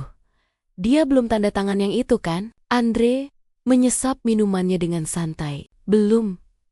Tapi itu tidak masalah. Dengan dia percaya padaku, aku bisa menggiring dia untuk menandatangani dokumen perlindungan aset yang sebenarnya adalah pengalihan total saham ayahnya ke perusahaan kita. Dia pikir dia sedang mengamankan hartanya dari kamu, Dino, padahal dia sedang memberikannya langsung ke tanganku. Aku mengepalkan tangan hingga kuku-kukuku menembus kulit telapak tanganku. Rasa perih itu sedikit membantuku untuk tetap sadar. Jadi, rencana mereka jauh lebih jahat daripada sekadar perselingkuhan. Mereka ingin menguras habis seluruh harta keluarga ayahku dengan cara menjadikanku sebagai pihak yang secara sukarela menyerahkannya karena rasa takut dan soal daster itu. Mia berkata sambil menarik daster merahku dari balik bantal sofa dan melemparkannya ke lantai. Aku sengaja memakainya hari ini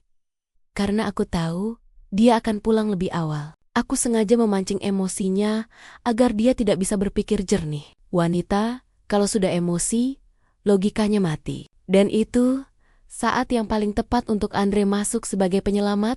Brilian, puji Dino. Aku hampir saja tertawa saat dia menampar wajahku tadi. Aktingnya sebagai istri yang terhianati benar-benar juara. Tapi kita harus cepat. Andre mengingatkan. Wajahnya berubah serius. Laras pergi ke kantor Pak Baskoro. Kita harus pastikan orang-orang kita di kantor akuntan publik sudah memalsukan laporan sebelum Pak Baskoro mulai memeriksa lebih dalam. Mia, kamu tetap di sini pura-pura packing dan menangis kalau Laras kembali mendadak. Dino, kamu ikut aku. Kita harus menemui orang dalam itu sekarang. Aku melihat Dino dan Andre beranjak dari sofa dan berjalan menuju pintu depan. Dengan cepat, aku mematikan mesin mobil dan merebahkan kursiku agar tidak terlihat dari jendela. Jantungku berpacu sangat cepat hingga aku bisa mendengarnya di telingaku sendiri. Mobil Andre bergerak menjauh dari halaman rumahku, menyisakan Mia sendirian di dalam. Ini adalah titik balikku. Rahasia besar itu sudah terkuak sepenuhnya. Aku bukan hanya dikhianati oleh suami dan sahabat, tapi aku sedang dikepung oleh sindikat penipu yang sangat rapi. Namun, ada satu hal yang mereka lupakan. Mereka pikir aku adalah wanita bodoh yang logikanya mati saat emosi memuncak. Mereka salah besar. Aku menarik napas panjang, mencoba mengumpulkan sisa-sisa kekuatanku. Aku tidak akan ke kantor Pak Baskoro. Bukan sekarang. Karena jika aku ke sana, Dino dan Andre mungkin sudah menyiapkan jebakan lain di sana. Aku harus bergerak di luar skenario mereka. Aku menegakkan kembali kursiku dan menyalakan ponselku. Aku tidak akan menghubungi polisi dulu. Bukti video CCTV ini mungkin belum cukup kuat untuk menjerat mereka dalam kasus penipuan korporasi yang kompleks. Aku butuh sesuatu yang lebih nyata. Aku teringat pada satu nama yang tadi disebut Andre.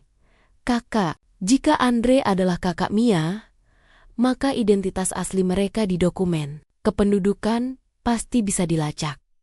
Aku menatap daster merah yang tergeletak di lantai. Melalui layar CCTV, Mia sekarang sedang berjalan menuju kamar pribadiku dan mulai membuka brankas kecil di pojok ruangan. Dia tahu kode brankas itu, berarti Dino sudah memberitahunya. Dia mengeluarkan beberapa perhiasan warisan ibuku dan memasukkannya ke dalam tasnya sambil bersenandung kecil.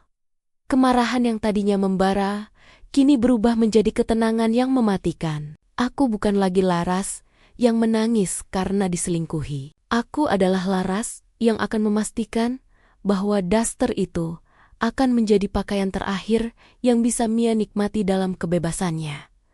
Aku menjalankan mobilku perlahan, tapi bukan menjauh dari rumah. Aku berputar ke arah gang sempit di belakang rumahku.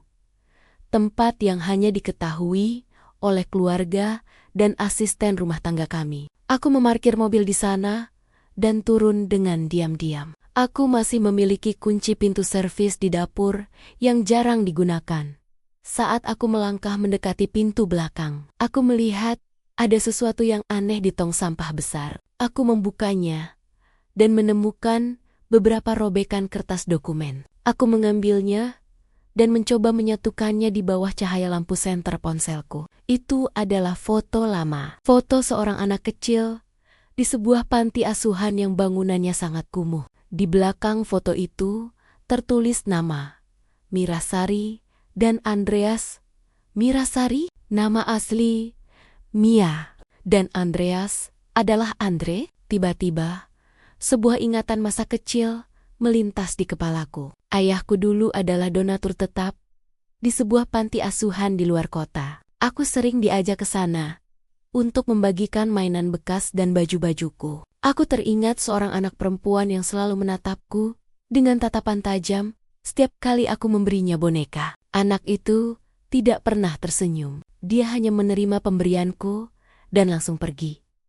Apakah itu Mia? Apakah dendam ini sudah dipupuk selama puluhan tahun? Apakah semua ini bukan tentang Dino atau uang, melainkan tentang obsesi untuk menghancurkan anak dari pria yang memberinya belas kasihan yang dia anggap sebagai penghinaan? Aku mendengar suara langkah kaki dari dalam dapur. Aku segera bersembunyi di balik tangki air. Pintu dapur terbuka, dan Mia keluar sambil membawa sebuah tas plastik besar berisi sampah-sampah dokumen lainnya. Dia tampak terburu-buru. Dia membuang tas itu dan kembali masuk ke dalam.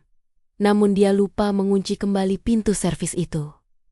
Ini kesempatanku. Aku menyelinap masuk ke dalam rumahku sendiri seperti seorang pencuri. Suasana di dalam sangat sunyi. Namun aku bisa mendengar suara Mia di lantai atas sedang berbicara di telepon. Iya mas, tenang saja. Perhiasannya sudah aku ambil semua. Laras nggak akan sadar. Dia sekarang pasti lagi nangis-nangis di bahu Pak Baskoro. Padahal pengacara tua itu juga sudah kita beri peringatan lewat surat kaleng pagi ini. Mia tertawa licik. Cepat selesaikan urusanmu dengan Andre.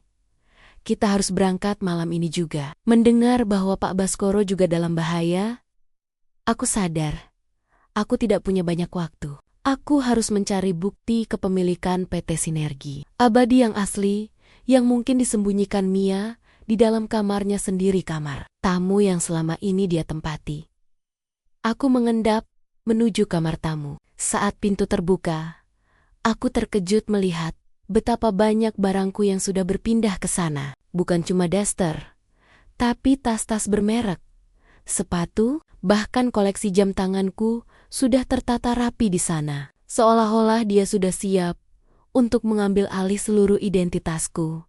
Di atas meja kerja Mia, aku melihat sebuah laptop yang masih menyala. Aku mendekat dengan hati-hati. Di layarnya, terbuka sebuah folder bertajuk Project Laras. Aku membukanya, dan mataku terbelalak. Di sana terdapat foto-foto candidku selama bertahun-tahun, catatan jadwalku, bahkan rekaman suaraku saat sedang rapat. Mereka sudah mengintaiku sejak lama. Namun, di antara semua file itu, ada satu file PDF yang paling menarik perhatianku.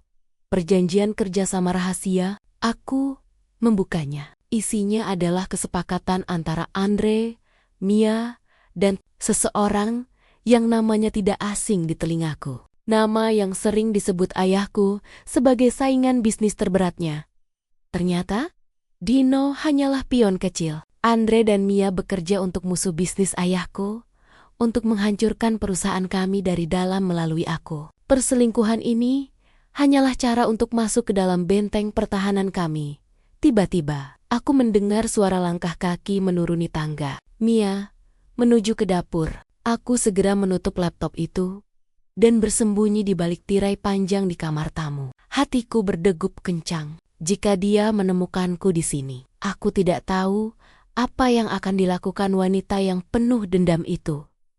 Mia masuk ke dapur. Terdengar suara air keran dinyalakan. Sepertinya dia sedang mencuci muka atau minum. Saat itulah, ponselku di kantong bergetar. Sebuah pesan masuk dari nomor tidak dikenal yang sama dengan semalam. Mia sedang memegang benda tajam di dapur. Jangan keluar dari persembunyianmu. Aku ada di depan rumah. Aku tertegun. Siapa orang ini? Bagaimana dia tahu aku ada di dalam rumah? Dan jika dia ada di depan rumah, apakah dia teman atau lawan? Aku melihat ke arah jendela kamar tamu yang menghadap ke jalan depan. Di sana, di bawah lampu jalan yang remang-remang, aku melihat sosok pria berdiri dengan jaket hitam. Dia menatap langsung ke arah jendela tempatku berada. Seolah dia bisa melihatku menembus tirai, aku menahan napas. Tanganku gemetar hebat saat membaca pesan dari nomor asing itu.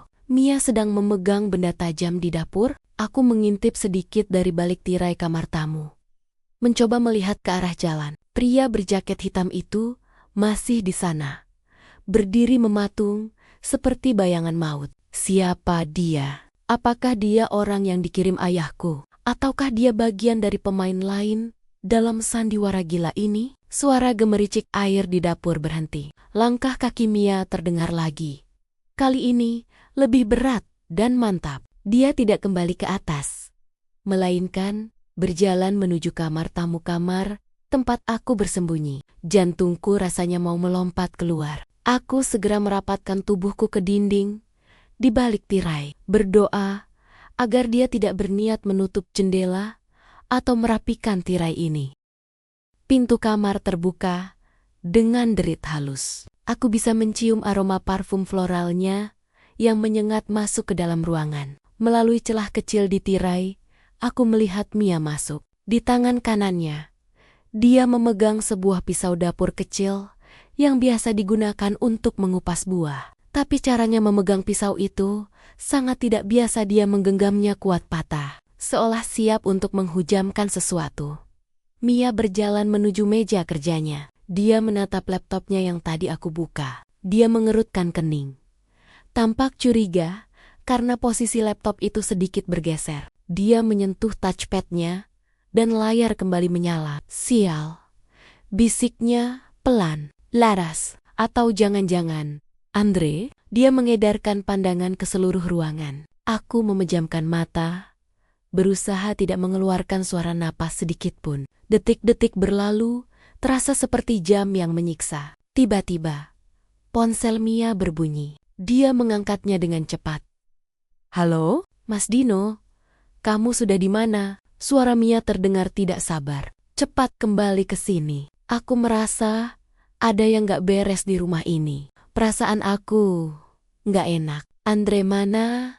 Mana? Dia sudah urus orang akuntan itu?" Dia terdiam sejenak, mendengarkan jawaban di seberang telepon. "Apa, Pak Baskoro gak ada di kantornya? Terus, dia kemana? Jangan bilang dia sudah tahu rencana kita." Mia tampak panik. Dia mondar-mandir di depan tirai tempatku bersembunyi. Oke, aku tunggu di depan. Aku bawa semua perhiasan dan dokumen aslinya. Kita ketemu di lokasi yang sudah ditentukan. Jangan lewat jalan utama. Laras mungkin masih ada di sekitar sana." Mia mematikan teleponnya, menyambar tas besarnya, dan keluar dari kamar dengan terburu-buru. Aku mendengar pintu depan ditutup dan dikunci dari luar. Aku terduduk lemas di lantai. Keringat dingin membasahi seluruh tubuhku. Aku harus segera keluar dari sini. Tapi kemana? Aku kembali melihat ke jendela. Pria berjaket hitam itu sudah tidak ada di sana. Sebagai gantinya, sebuah mobil hitam tua terparkir di seberang rumah. Pintunya terbuka sedikit, seolah menungguku. Aku tidak punya pilihan lain. Aku keluar melalui pintu dapur, memanjat pagar belakang yang rendah, dan berlari menuju mobil itu. Saat aku mendekat, kaca jendela mobil itu turun perlahan. Aku terkejut melihat siapa yang duduk di kursi pengemudi. "Pak Baskoro?" ucapku tidak percaya. "Masuk, Laras. Cepat," perintahnya tegas. Aku segera masuk ke dalam mobil. Pak Baskoro langsung menginjak gas, membawa kami menjauh dari kompleks perumahanku. Wajahnya yang biasanya tenang, kini tampak sangat tegang. "Pak, apa yang terjadi? Siapa pria berjaket hitam tadi? Dan bagaimana Bapak tahu saya ada di dalam?" Tanyaku bertubi-tubi. Pria itu adalah detektif swasta yang saya sewa sejak sebulan lalu. "Laras, ayahmu sebenarnya sudah mulai curiga pada Dino sejak ada kejanggalan di laporan keuangan proyek pembangunan gudang. Tapi dia tidak ingin memberitahumu karena dia ingin memastikan buktinya kuat terlebih dahulu." Jelas Pak Baskoro tanpa mengalihkan pandangan dari jalan. "Jadi ayah sudah tahu?" "Baru setengahnya. Dia tidak tahu kalau Mia terlibat sejauh ini. Apalagi soal Andre. Tadi saya menerima informasi bahwa mereka akan bertemu di sebuah gudang tua di pelabuhan malam ini untuk melakukan transaksi akhir dengan pesaing bisnis ayahmu. Mereka akan menyerahkan surat kuasa asli yang mereka pikir sudah mereka dapatkan. Tapi saya belum menandatangani apapun." Pak Baskoro tersenyum tipis. Sebuah senyuman yang penuh arti. "Itulah masalahnya. Mereka memalsukan tanda tanganmu pada dokumen-dokumen itu sore tadi.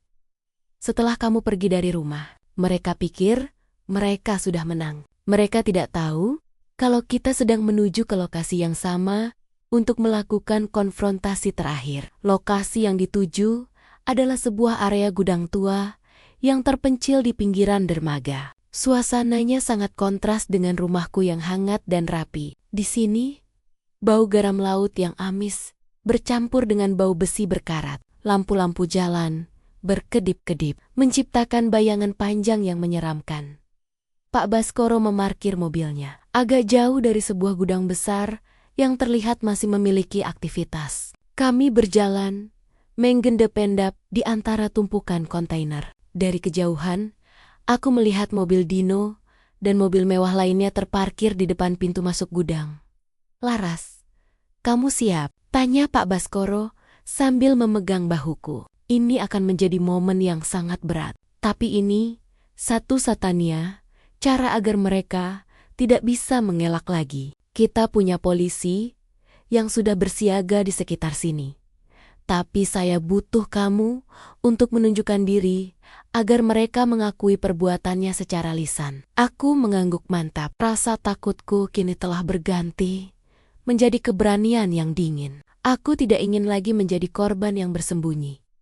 Kami masuk melalui pintu samping yang sedikit terbuka. Di dalam gudang yang luas dan remang-remang itu, aku melihat Dino, Mia, dan Andre sedang berdiri mengelilingi sebuah meja kayu besar. Di hadapan mereka, duduk seorang pria paruh baya dengan setelan jas mahal pria yang aku kenal sebagai Pak Hartono, saingan bisnis ayahku. Ini dokumennya. Pak Hartono, suara Andre terdengar menggema di ruangan sunyi itu. Semua saham atas nama Laras sudah dialihkan ke perusahaan bayangan kami. Dan sekarang, kami secara resmi menjual hak suara itu kepada Bapak.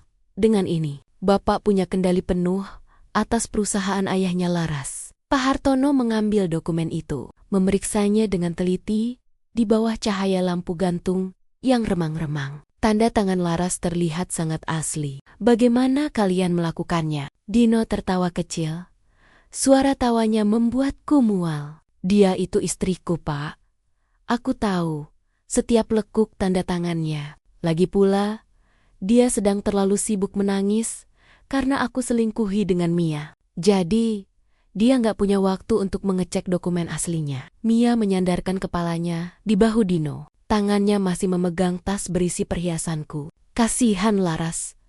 Dia pikir daster merahnya itu masalah terbesarnya hari ini. Padahal, dia baru saja kehilangan seluruh warisannya. Saat itulah, aku melangkah keluar dari kegelapan kontainer, langsung menuju lingkaran cahaya tempat mereka berdiri. Kamu yakin aku sudah kehilangan semuanya, Mia? Suaraku tenang, namun mampu membuat mereka semua melonjak kaget.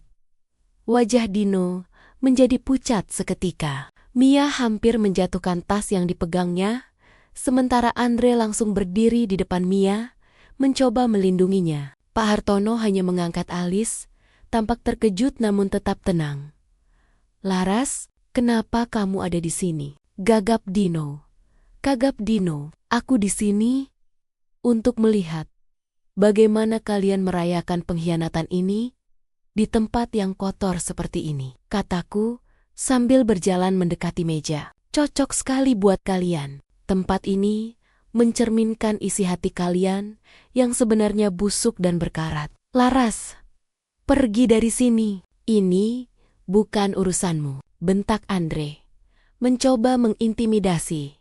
Bukan urusanku. Aku tertawa sinis. Kamu menjual namaku, hartaku, dan masa depan keluargaku, lalu bilang ini bukan urusanku? Kamu pikir aku wanita bodoh yang logikanya mati saat emosi kan? Itu yang kalian bicarakan di rumah tadi? Aku menatap Dino dengan tatapan paling tajam yang pernah aku miliki. Mas Dino, aku sudah melihat CCTV-nya. Aku sudah tahu Andre itu kakak Mia. Aku sudah tahu soal anak kalian, Arka, dan yang paling penting, aku tahu kalau dokumen di tangan Pak Hartono itu tidak berharga. Pak Hartono mengernyitkan dahi. Apa maksudmu, Laras? Maksudnya adalah Pak Baskoro melangkah keluar dari belakangku, memegang sebuah map biru. Tanda tangan yang ada di dokumen itu dilakukan pada lembar surat kuasa yang nomor serinya sudah saya batalkan di notaris sejak 3 jam yang lalu. Sesaat setelah Laras menghubungi saya dari hotel, ruangan itu mendadak hening. Dino menatap Andre dengan panik. Andre mencoba merebut dokumen dari tangan Pak Hartono, tapi pria tua itu dengan cepat menariknya kembali. Kalian menipuku. Suara Pak Hartono berubah menjadi ancaman yang berat. Enggak, Pak. Pak, ini asli. Laras cuma menggertak, teriak Mia histeris. Silakan cek nomor registrasi notarisnya, Pak Hartono, kata Pak Baskoro tenang. Dokumen itu hanya kertas sampah. Dan yang lebih menarik lagi, kami sudah merekam seluruh percakapan kalian sejak tadi, termasuk pengakuan tentang pemalsuan tanda tangan dan rencana penipuan aset ini. Tiba-tiba, suara sirine polisi terdengar mendekat. Cahayanya yang merah biru mulai memantul di dinding-dinding gudang. Dino mencoba lari menuju pintu belakang, tapi beberapa petugas polisi berseragam lengkap sudah lebih dulu masuk dan mengepung mereka. Jangan bergerak, Kalian semua ditahan, teriak salah satu petugas. Di tengah kekacauan itu, Mia tiba-tiba berteriak dan menerjang ke arahku. Ini semua gara-gara kamu, Laras. Kamu selalu menghalangi kebahagiaanku. Namun sebelum dia bisa menyentuhku, dia tersandung kabel lampu dan jatuh tersungkur di lantai yang kotor. Tas perhiasannya terbuka dan daster merah marun milikku yang tadi dia bawa keluar dari tas itu berserakan di tanah, terinjak oleh sepatunya sendiri yang kini penuh lumpur. Aku berdiri diam, menatap mereka yang kini diborgol satu persatu. Dino menangis murongrong, memohon ampun padaku, sementara Andre hanya terdiam dengan tatapan kosong. Mia terus memaki, wajahnya yang dulu cantik, kini terlihat sangat mengerikan karena kebencian yang meluap-luap. Aku mendekati Mia yang sedang dipaksa berdiri oleh petugas. Aku mengambil daster merahku yang kini sudah robek dan kotor dari lantai. Ambil saja ini, Mia, kataku pelan, meletakkan kain itu di pundaknya yang bergetar. Karena mulai besok, baju ini adalah satu-satunya barang mewah yang akan kamu ingat saat kamu mendekam di balik jeruji besi. Mia menatapku dengan mata yang penuh dendam. Tapi aku tidak lagi merasa takut. Aku merasakan sebuah beban yang sangat berat baru saja terangkat dari pundakku. Namun, saat aku berbalik untuk keluar bersama Pak Baskoro, aku melihat Andre membisikkan sesuatu kepada petugas yang membawanya. Lalu dia menoleh ke arahku dengan sebuah senyum miring yang sangat aneh. Laras, kamu menang hari ini. Tapi tanyakan pada Pak Baskoro, di mana sebenarnya uang muka yang sudah dicairkan Dino sore tadi. Karena koper hitam itu sudah tidak ada di mobil. Aku terpaku. Koper hitam berisi uang miliaran itu. Aku menatap Pak Baskoro. Dan untuk pertama kalinya, aku melihat keraguan di mata pengacara tua itu. Permainan ini ternyata masih memiliki satu kartu rahasia yang belum terbuka. Udara di dermaga itu terasa semakin dingin, menusuk hingga ke tulang sumsum. Suara deburan ombak yang menghantam tiongcang pancang gudang terdengar seperti tepuk tangan sarkastik bagi kemenanganku yang terasa hambar. Petugas polisi mulai menggiring Dino dan Mia menuju mobil tahanan. Dino terus menoleh ke belakang. Matanya yang sembab menatapku penuh permohonan. Namun aku membuang muka. Sementara itu, kata-kata Andre tentang koper hitam itu terus berdenging di telingaku seperti serangan tinnitus yang menyakitkan. Pak Baskoro, apa maksud Andre tadi? Tanyaku dengan suara bergetar.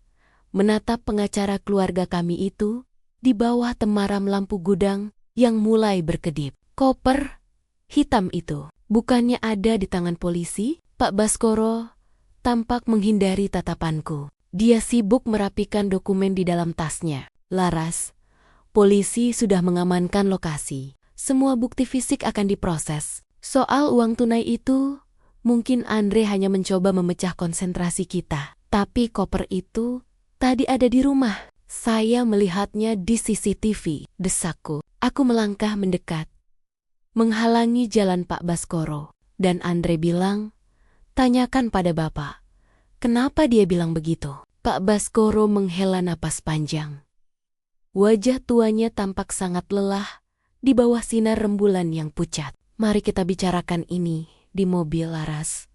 Di sini tidak aman. Kami berjalan kembali menuju mobil hitam milik Pak Baskoro. Di kejauhan, lampu merah biru mobil polisi mulai menjauh, membawa pergi dua orang yang telah menghancurkan hidupku. Namun, rasa lega yang seharusnya kurasakan justru berganti dengan kecurigaan baru yang lebih mencekam saat mesin mobil dinyalakan. Suasana di dalam kabin terasa sangat menyesakkan. Pak Baskoro tidak langsung menjalankan mobilnya. Dia hanya menatap kemudi dengan pandangan kosong. Laras, suaranya terdengar jauh lebih berat dari biasanya. Dunia bisnis itu sangat gelap.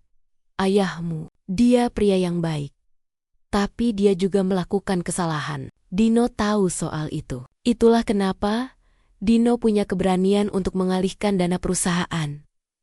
Apa maksud Bapak? Ayah melakukan kesalahan apa? Jantungku berpacu kencang. Dana yang dicairkan Dino sore tadi, itu bukan sekadar uang operasional perusahaan. Itu adalah dana simpanan rahasia yang tidak tercatat dalam audit resmi. Dana yang seharusnya digunakan ayahmu untuk menyuap beberapa pejabat terkait izin proyek gudang ini, ungkap Pak Baskoro dengan nada datar.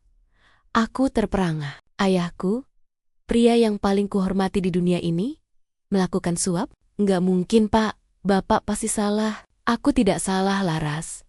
Aku yang mengurus administrasinya selama ini. Dan koper hitam yang dibawa Andre dan Dino tadi, isinya adalah bakti-bakti transaksi suap itu beserta uang tunainya. Jika koper itu sampai ke tangan polisi, bukan cuma Dino yang masuk penjara, tapi ayahmu juga akan ikut terseret. Aku merasa dunia di sekelilingku runtuh untuk kedua kalinya dalam satu malam. Jadi, ini alasan Andre begitu tenang? Dia tahu, dia memegang kartu mati keluarga kami. Dia tidak hanya ingin hartaku, dia ingin menghancurkan seluruh dinasti keluarga kami. Lalu di mana koper itu sekarang? Suaraku hampir hilang. Pak Baskoro menoleh ke arahku, dan di bawah cahaya dashboard yang redup, aku melihat sebuah ekspresi yang belum pernah kulihat. Sebelumnya ekspresi seorang pria yang sudah kehilangan integritasnya. Koper itu sudah diamankan oleh orang-orang Andre sebelum polisi datang. Dan mereka meminta tebusan yang sangat tinggi jika kita ingin koper itu kembali tanpa sampai ke meja penyidik. Tebusan apa? Tanda tanganmu yang asli, Laras, bukan pada surat kuasa pemalsuan yang tadi, tapi pada dokumen penyerahan seluruh aset properti rumah keluargamu di Menteng. Mereka ingin rumah masa kecilmu. Aku menyandarkan punggungku ke kursi mobil, merasa mual yang luar biasa. Mia ingin dasterku, Dino ingin uangku, dan Andre, dia ingin sejarahku. Mereka ingin menghapus jejak keberadaanku dari dunia ini. Sioliola, aku tidak pernah ada. Kenapa Bapak tidak bilang dari tadi? Kenapa Bapak membiarkan polisi menangkap mereka jika mereka masih memegang bukti itu? Teriakku frustrasi, karena kita butuh mereka di penjara untuk kasus perselingkuhan dan pemalsuan dokumen sebagai posisi tawar. Tapi Andre, dia lebih licin dari yang kukira. Dia sudah mengatur agar orang ketiga membawa koper itu pergi tepat sebelum polisi merangsek masuk. Tiba-tiba, ponsel Pak Baskoro berdering. Dia menyalakan speaker. Halo Laras, masih menikmati angin laut? Itu suara Andre. Terdengar sangat santai, meskipun aku tahu dia sedang berada di dalam mobil polisi atau di kantor polisi. Ternyata, dia menggunakan hak teleponnya. Jangan salahkan Pak Baskoro. Dia hanya mencoba menyelamatkan ayahmu yang tercinta itu. Kamu, iblis. Andre, teriakku ke arah ponsel. Mungkin, tapi aku iblis yang memegang kunci pintu penjara ayahmu. Mia memang bodoh. Dia cuma mau baju dan suamimu. Tapi aku mau keadilan bagi ibuku yang dulu bekerja sebagai pembantu di rumahmu dan dipecat tanpa pesangon hanya karena memecahkan satu vas bunga mahal saat kamu masih kecil. Masih ingat? Aku tertegun. Ibunya, panti asuhan itu, Mirasari, dan Andreas. Ibu kami meninggal dalam kemiskinan karena nama baiknya dirusak oleh ayahmu di seluruh lingkungan Menteng, sehingga dia tidak bisa dapat kerja lagi. Sekarang, aku hanya mengambil apa yang seharusnya menjadi hak kami sejak awal, lanjut Andre, dengan nada yang kini penuh dengan kebencian yang mendalam. Klik, sambungan terputus. Aku menatap Pak Baskoro dengan mata yang basah oleh air mata kekecewaan. Jadi, ini semua bukan soal perselingkuhan Dino. Ini soal dendam masa lalu yang tidak pernah kusadari. Pak Baskoro hanya menunduk. Laras, saya minta maaf. Saya tidak tahu kalau Andre adalah putra dari Ibu Siti, pelayan rumahmu dulu. Jika saya tahu, saya pasti akan lebih waspada. Malam yang seharusnya menjadi momen pembuktian dan kemenanganku atas Mia. kini berubah menjadi momen di mana aku menyadari bahwa keluargaku pun tidak sesempurna yang kubayangkan. Aku merasa dikhianati oleh semua orang, suamiku, sahabatku, bahkan oleh beang-beang masa lalu ayahku sendiri. Lalu apa yang harus kita lakukan, Pak? Tanyaku dengan kewarasan yang ada. Pak Baskoro menatap lurus ke depan, ke arah dermaga yang kini mulai ditinggalkan oleh mobil-mobil polisi. Kita harus menemukan koper itu sebelum fajar. Andre bilang, koper itu ada di sebuah lokasi yang sangat familiar buatmu. Tempat di mana semuanya dimulai. Tempat di mana semuanya dimulai? Pikiranku langsung melayang ke sebuah taman kecil di pinggiran kota. Tempat di mana aku dan Mia pertama kali bertemu saat kami masih anak-anak di acara bakti sosial panti asuhan itu. Tempat di mana aku memberikan boneka lamaku padanya dengan senyum yang kuanggap tulus, namun dia anggap sebagai penghinaan. Taman, panti asuhan kasih ibu, bisikku. Kita berangkat sekarang, kata Pak Baskoro sambil memutar kemudi. Perjalanan menuju taman itu terasa seperti perjalanan menuju liang lahat. Lokasinya berada di daerah kumuh yang kini sudah banyak berubah menjadi pergudangan. Namun, sisa-sisa bangunan panti asuhan tua itu masih berdiri kokoh di sana, dikelilingi oleh pagar besi yang berkarat. Saat kami sampai, suasana di sana sangat sepi. Hanya ada suara jangkrik dan embusan angin yang menggoyang pohon-pohon tua yang meranggas. Aku turun dari mobil, melangkah, melewati gerbang yang berderit. Di tengah taman yang sudah dipenuhi semak belukar itu, aku melihat sesuatu yang mencolok. Sebuah koper hitam diletakkan dengan rapi di atas bangku semen yang sudah pecah-pecah. Di atas koper itu, tersampir sebuah daster merah marun yang identik dengan milikku. Namun daster ini terlihat jauh lebih tua dan kusam. Aku mendekat dengan hati-hati. Saat aku menyentuh kain daster itu, aku menyadari bahwa itu bukan dasterku. Itu adalah daster milik Ibu Mia. Baju kerja yang dulu sering dipakainya saat melayani di rumahku. Tiba-tiba, lampu sorot dari beberapa mobil muncul dari arah belakang. Mengepung taman kecil itu, aku menutup mataku karena silau. Saat mataku mulai terbiasa, aku melihat Pak Baskoro berdiri di samping salah satu mobil itu. Namun, dia tidak sendirian. Dino dan Mia ada di sana, tanpa borgol. Laras, sayang, maafkan aku ya. Dino melangkah maju dengan seringai yang sangat mengerikan. Polisi yang tadi, itu semua adalah orang-orang bayaran Pak Hartono. Kita hanya butuh kamu menunjukkan di mana koper ini disembunyikan. Karena hanya kamu yang tahu arti kata-kata Andre soal tempat di mana semuanya dimulai. Aku menatap Pak Baskoro dengan tidak percaya. Bapak mengkhianati saya lagi? Pak Baskoro hanya mengangkat bahu. Mereka menjanjikan bagian yang lebih besar. Laras, dan jujur saja, ayahmu sudah hampir bangkrut. Bekerja untuk Pak Hartono adalah pilihan yang lebih masuk akal bagi masa pensiunku. Mia melangkah maju. Dia kini memakai jaket kulit hitam, terlihat sangat berkuasa. Dia mengambil koper hitam itu dari bangku semen. Terima kasih, Laras. Kamu memang sahabat yang sangat berguna. Berkat kamu, kami tidak perlu repot-repot mencari koper ini di gudang pelabuhan yang luas itu. Aku berdiri sendirian di tengah taman yang gelap itu, dikepung oleh orang-orang yang telah mencuri segalanya dariku. Namun, di tengah keputusasaan itu, aku merasakan sebuah benda keras di dalam saku jaket yang kupinjam dari kantor tadi sore. Sebuah perekam suara digital yang masih menyala sejak di gudang pelabuhan tadi.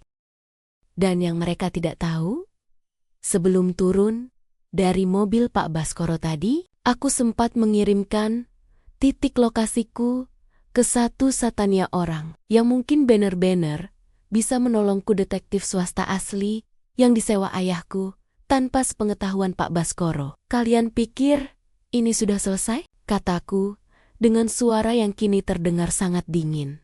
Bahkan bagiku sendiri. Mia tertawa keras. Tentu saja. Kamu sendirian, Laras. Nggak ada yang bisa nolongin kamu sekarang. Oh ya? Aku mengangkat ponselku yang layarnya menunjukkan sebuah pesan terkirim. Hitung sampai 3. Mia, 1, 2, belum sampai hitungan ketiga. Suara helikopter terdengar menderu di atas kepala kami. Dan kali ini, sirina yang terdengar adalah sirina polisi yang sebenarnya. Pasukan Brimob mulai turun dari kendaraan taktis yang masuk lewat pintu belakang panti. Wajah Dino berubah menjadi pucat pasi. Pak Baskoro mencoba lari menuju mobilnya. Namun, sudah terlambat. Mia memeluk koper itu dengan erat. Namun dia sudah terkepung. Momen pembuktian ini benar-benar terjadi sekarang. Di lokasi yang kontras, di tempat di mana mereka pikir mereka telah menjebakku, justru disitulah aku mengakhiri permainan mereka. Aku menatap Mia, yang kini jatuh terduduk di atas tanah berdebu. Kamu salah satu hal, Mia, kataku sambil berjalan mendekatinya. Persahabatan kita memang sudah mati, tapi harga diriku tidak akan pernah bisa kamu beli dengan koper penuh uang kotor itu. Namun, di tengah keriuhan penangkapan itu, aku melihat seseorang berdiri di kejauhan, di luar garis polisi. Seorang pria dengan jaket hitam yang sama dengan yang kulihat di depan rumahku. Dia tidak bergerak, hanya menatapku sejenak, lalu menghilang ke dalam kegelapan malam. Siapa dia sebenarnya? Dan kenapa dia seolah selalu menjagaku dari kejauhan? Malam itu, di bawah sorot lampu helikopter yang menyapu permukaan tanah panti asuhan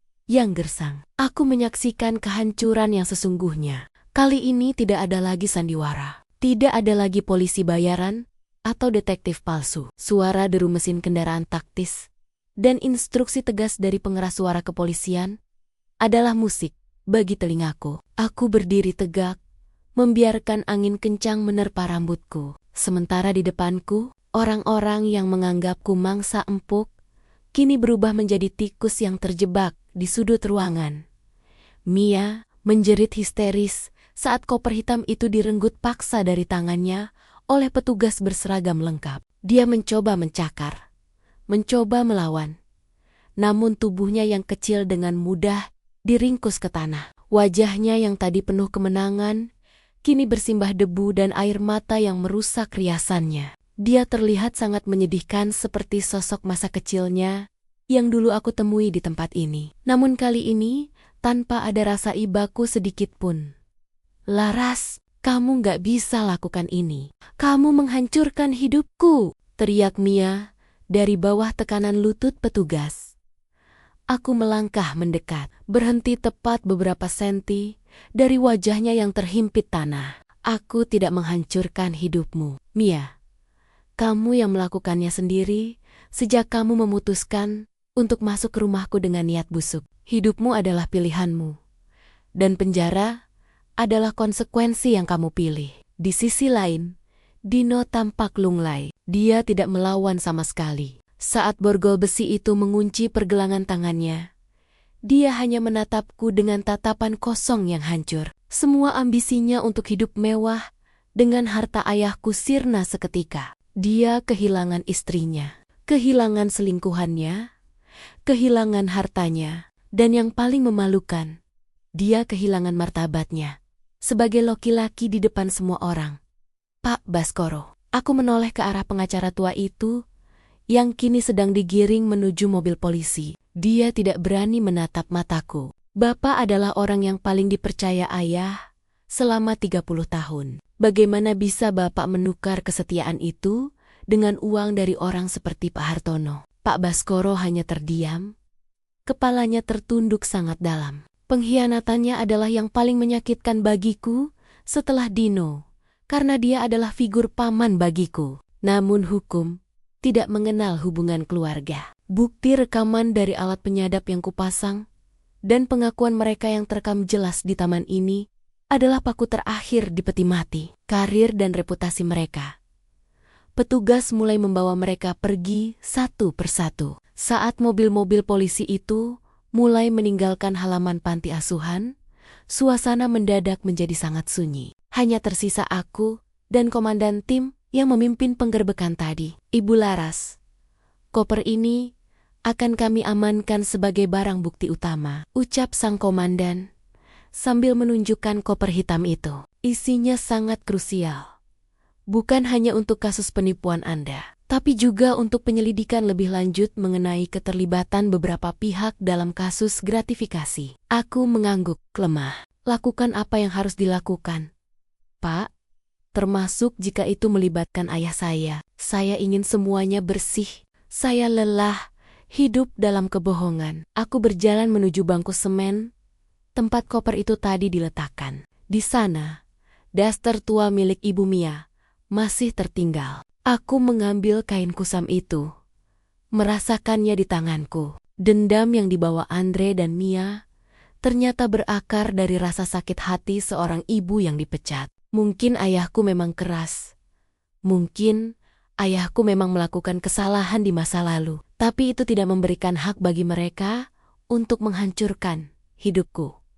Tiba-tiba, seorang pria mendekatiku. Itu adalah detektif swasta asli yang disewa oleh ayahku pria yang selama ini mengawasiku dari balik bayangan. Namanya adalah Bayu. Ibu Laras, Anda sangat berani malam ini, ucap Bayu pelan. Saya sempat ragu. Anda akan sanggup menghadapi mereka di sini sendirian. Terima kasih, Bayu. Tanpa bantuanmu menunjukkan siapa polisi bayaran dan siapa polisi asli, aku mungkin sudah berakhir di tangan mereka. Sahutku tulus. Bayu menyerahkan sebuah map kecil kepadaku. Ini adalah dokumen asli kepemilikan aset rumah Menteng yang sempat mereka palsukan. Saya berhasil mengambilnya dari tas Pak Baskoro saat keributan tadi. Sekarang, semuanya sudah kembali ke tangan yang berhak. Aku menerima map itu dengan tangan gemetar. Kemenangan ini rasanya sangat pahit. Aku telah mendapatkan kembali hartaku, rumahku, dan nama baikku. Tapi aku telah kehilangan konsep tentang rumah yang sesungguhnya. Rumah bukan lagi bangunan dengan suami dan sahabat di dalamnya. Rumah itu telah runtuh sejak lama. Hanya saja, aku baru menyadarinya sekarang. Satu hal lagi, Bu. Bayu menunjuk ke arah gerbang panti yang gelap. Andre, dia tidak ada di antara mereka yang ditangkap tadi. Dia berhasil melompat dari mobil polisi bayaran itu sebelum sampai di sini. Dia masih buron. Jantungku berdegup kencang lagi. Andre masih di luar sana. Otak dari semua ini, pria yang menyimpan dendam terdalam, masih bebas. Aku melihat ke sekeliling taman yang kini terasa semakin mencekam. Mia dan Dino mungkin sudah mendapatkan konsekuensinya. Tapi kehancuran rencana mereka hanyalah awal dari kewaspadaan baruku. Mia akan membusuk di penjara, menyesali setiap detik dia memakai dasterku dan mencoba menjadi aku. Dino akan menghadapi kenyataan bahwa dia hanyalah alat yang dibuang setelah tidak berguna. Aku melangkah keluar dari taman panti asuhan itu, menuju mobilku yang terparkir di kejauhan. Aku menatap daster merah marun milikku yang tadi sempat diinjak Mia di gudang pelabuhan. Baju itu kini hanya secarik kain yang kotor dan robek, sama seperti hatiku. Namun, saat aku masuk ke dalam mobil, aku melihat sebuah kertas kecil terselip di wiper kaca depan. Aku membukanya dengan tangan gemetar. Daster itu memang cocok untukmu, Laras. Tapi ingat, kain merah bisa berarti cinta, tapi juga bisa berarti darah. Sampai jumpa di babak selanjutnya. Aku meremas kertas itu dan melemparkannya keluar jendela. Aku menyalakan mesin mobil, menghirup napas panjang untuk menenangkan jiwaku yang terguncang. Mereka pikir mereka bisa terus menghantuiku. Tidak, Laras yang lama mungkin akan ketakutan, tapi Laras yang sekarang sudah belajar bahwa api yang membakar rumahmu juga bisa memberimu cahaya untuk melihat siapa yang sebenarnya berdiri di sampingmu. Aku meninggalkan tempat itu tanpa menoleh lagi. Kehancuran rencana jahat mereka adalah pembersihan bagiku. Biarlah hukum bekerja untuk Mia dan Dino. Sementara aku akan bersiap untuk menghadapi sisa badai yang mungkin masih akan dikirimkan oleh Andre. Malam ini aku pulang ke rumah yang kosong. Namun untuk pertama kalinya dalam 5 tahun, rumah itu terasa bersih dari pengkhianatan. Aku menyadari satu hal yang paling menyakitkan, namun mendewasakan. Sahabat sejati tidak akan pernah mencoba memakai pakaianmu, dan suami yang setia tidak akan pernah membiarkan orang lain tidur di tempatmu. Aku telah membayar mahal untuk pelajaran ini, dan aku tidak akan pernah lupa bagaimana rasanya berdiri di kamarku sendiri dan melihat orang lain mencoba mencuri identitasku hanya dengan selembar daster. Pagi menyapa Jakarta dengan sisa-sisa hujan semalam, menyisakan aroma tanah basah yang entah mengapa terasa begitu menenangkan. Aku berdiri di balkon rumahku, memandangi halaman depan yang kini terasa begitu luas dan sepi. Tidak ada lagi tawa palsu Mia di ruang tengah. Tidak ada lagi suara langkah kaki Dino yang dulu selalu kunantikan. Rumah ini kembali menjadi milikku sepenuhnya. Namun atmosfernya telah berubah. Ia bukan lagi sekadar bangunan, melainkan sebuah monumen keberanian dari seorang wanita yang hampir kehilangan segalanya. Beberapa bulan telah berlalu sejak malam mencekam di panti asuhan itu. Proses hukum berjalan dengan sangat cepat dan tegas. Mia dijatuhi hukuman berat atas kasus penipuan terencana dan pencurian aset. Aku sempat datang ke persidangannya sekali saja. Di sana, aku melihatnya tanpa riasan mahal, tanpa baju-baju bermerek milikku, dan tentu saja tanpa daster sutra merah itu. Dia hanya seorang wanita kecil yang gemetar di kursi pesakitan, menatapku dengan mata yang tidak lagi penuh kebencian, melainkan ketakutan yang murni. Dia menyadari bahwa dunia yang dia bangun di atas penderitaanku hanyalah istana pasir yang tersapu ombak keadilan. Dino pun tidak jauh berbeda. Dia kehilangan segalanya, pekerjaannya, reputasinya, dan hak atas semua harta yang pernah dia nikmati bersamaku. Kabar terakhir yang kudengar, dia harus mendekam di balik jeruji besi sambil membayangkan anak yang dia banggakan. Arka kini diasuh oleh keluarga jauh Mia karena ibunya tak lagi bisa menjaganya. Penjara terbesar bagi Dino bukanlah jeruji besi, melainkan penyesalan karena telah menukar cinta yang tulus dengan obsesi, sesaat yang menghancurkan masa depannya. Aku memutar gelas kopi di tanganku, merasakan kehangatannya. Ayahku, meskipun sempat terseret dalam penyelidikan, akhirnya dinyatakan bersih setelah tim audit membuktikan bahwa semua dana gelap itu adalah rekayasa Pak Baskoro dan Dino untuk menjebaknya. Pak Baskoro sendiri telah dicabut izin praktiknya dan kini menjalani masa tuanya di dalam sel. Sebuah akhir yang tragis bagi pria yang dulu begitu kuhormati.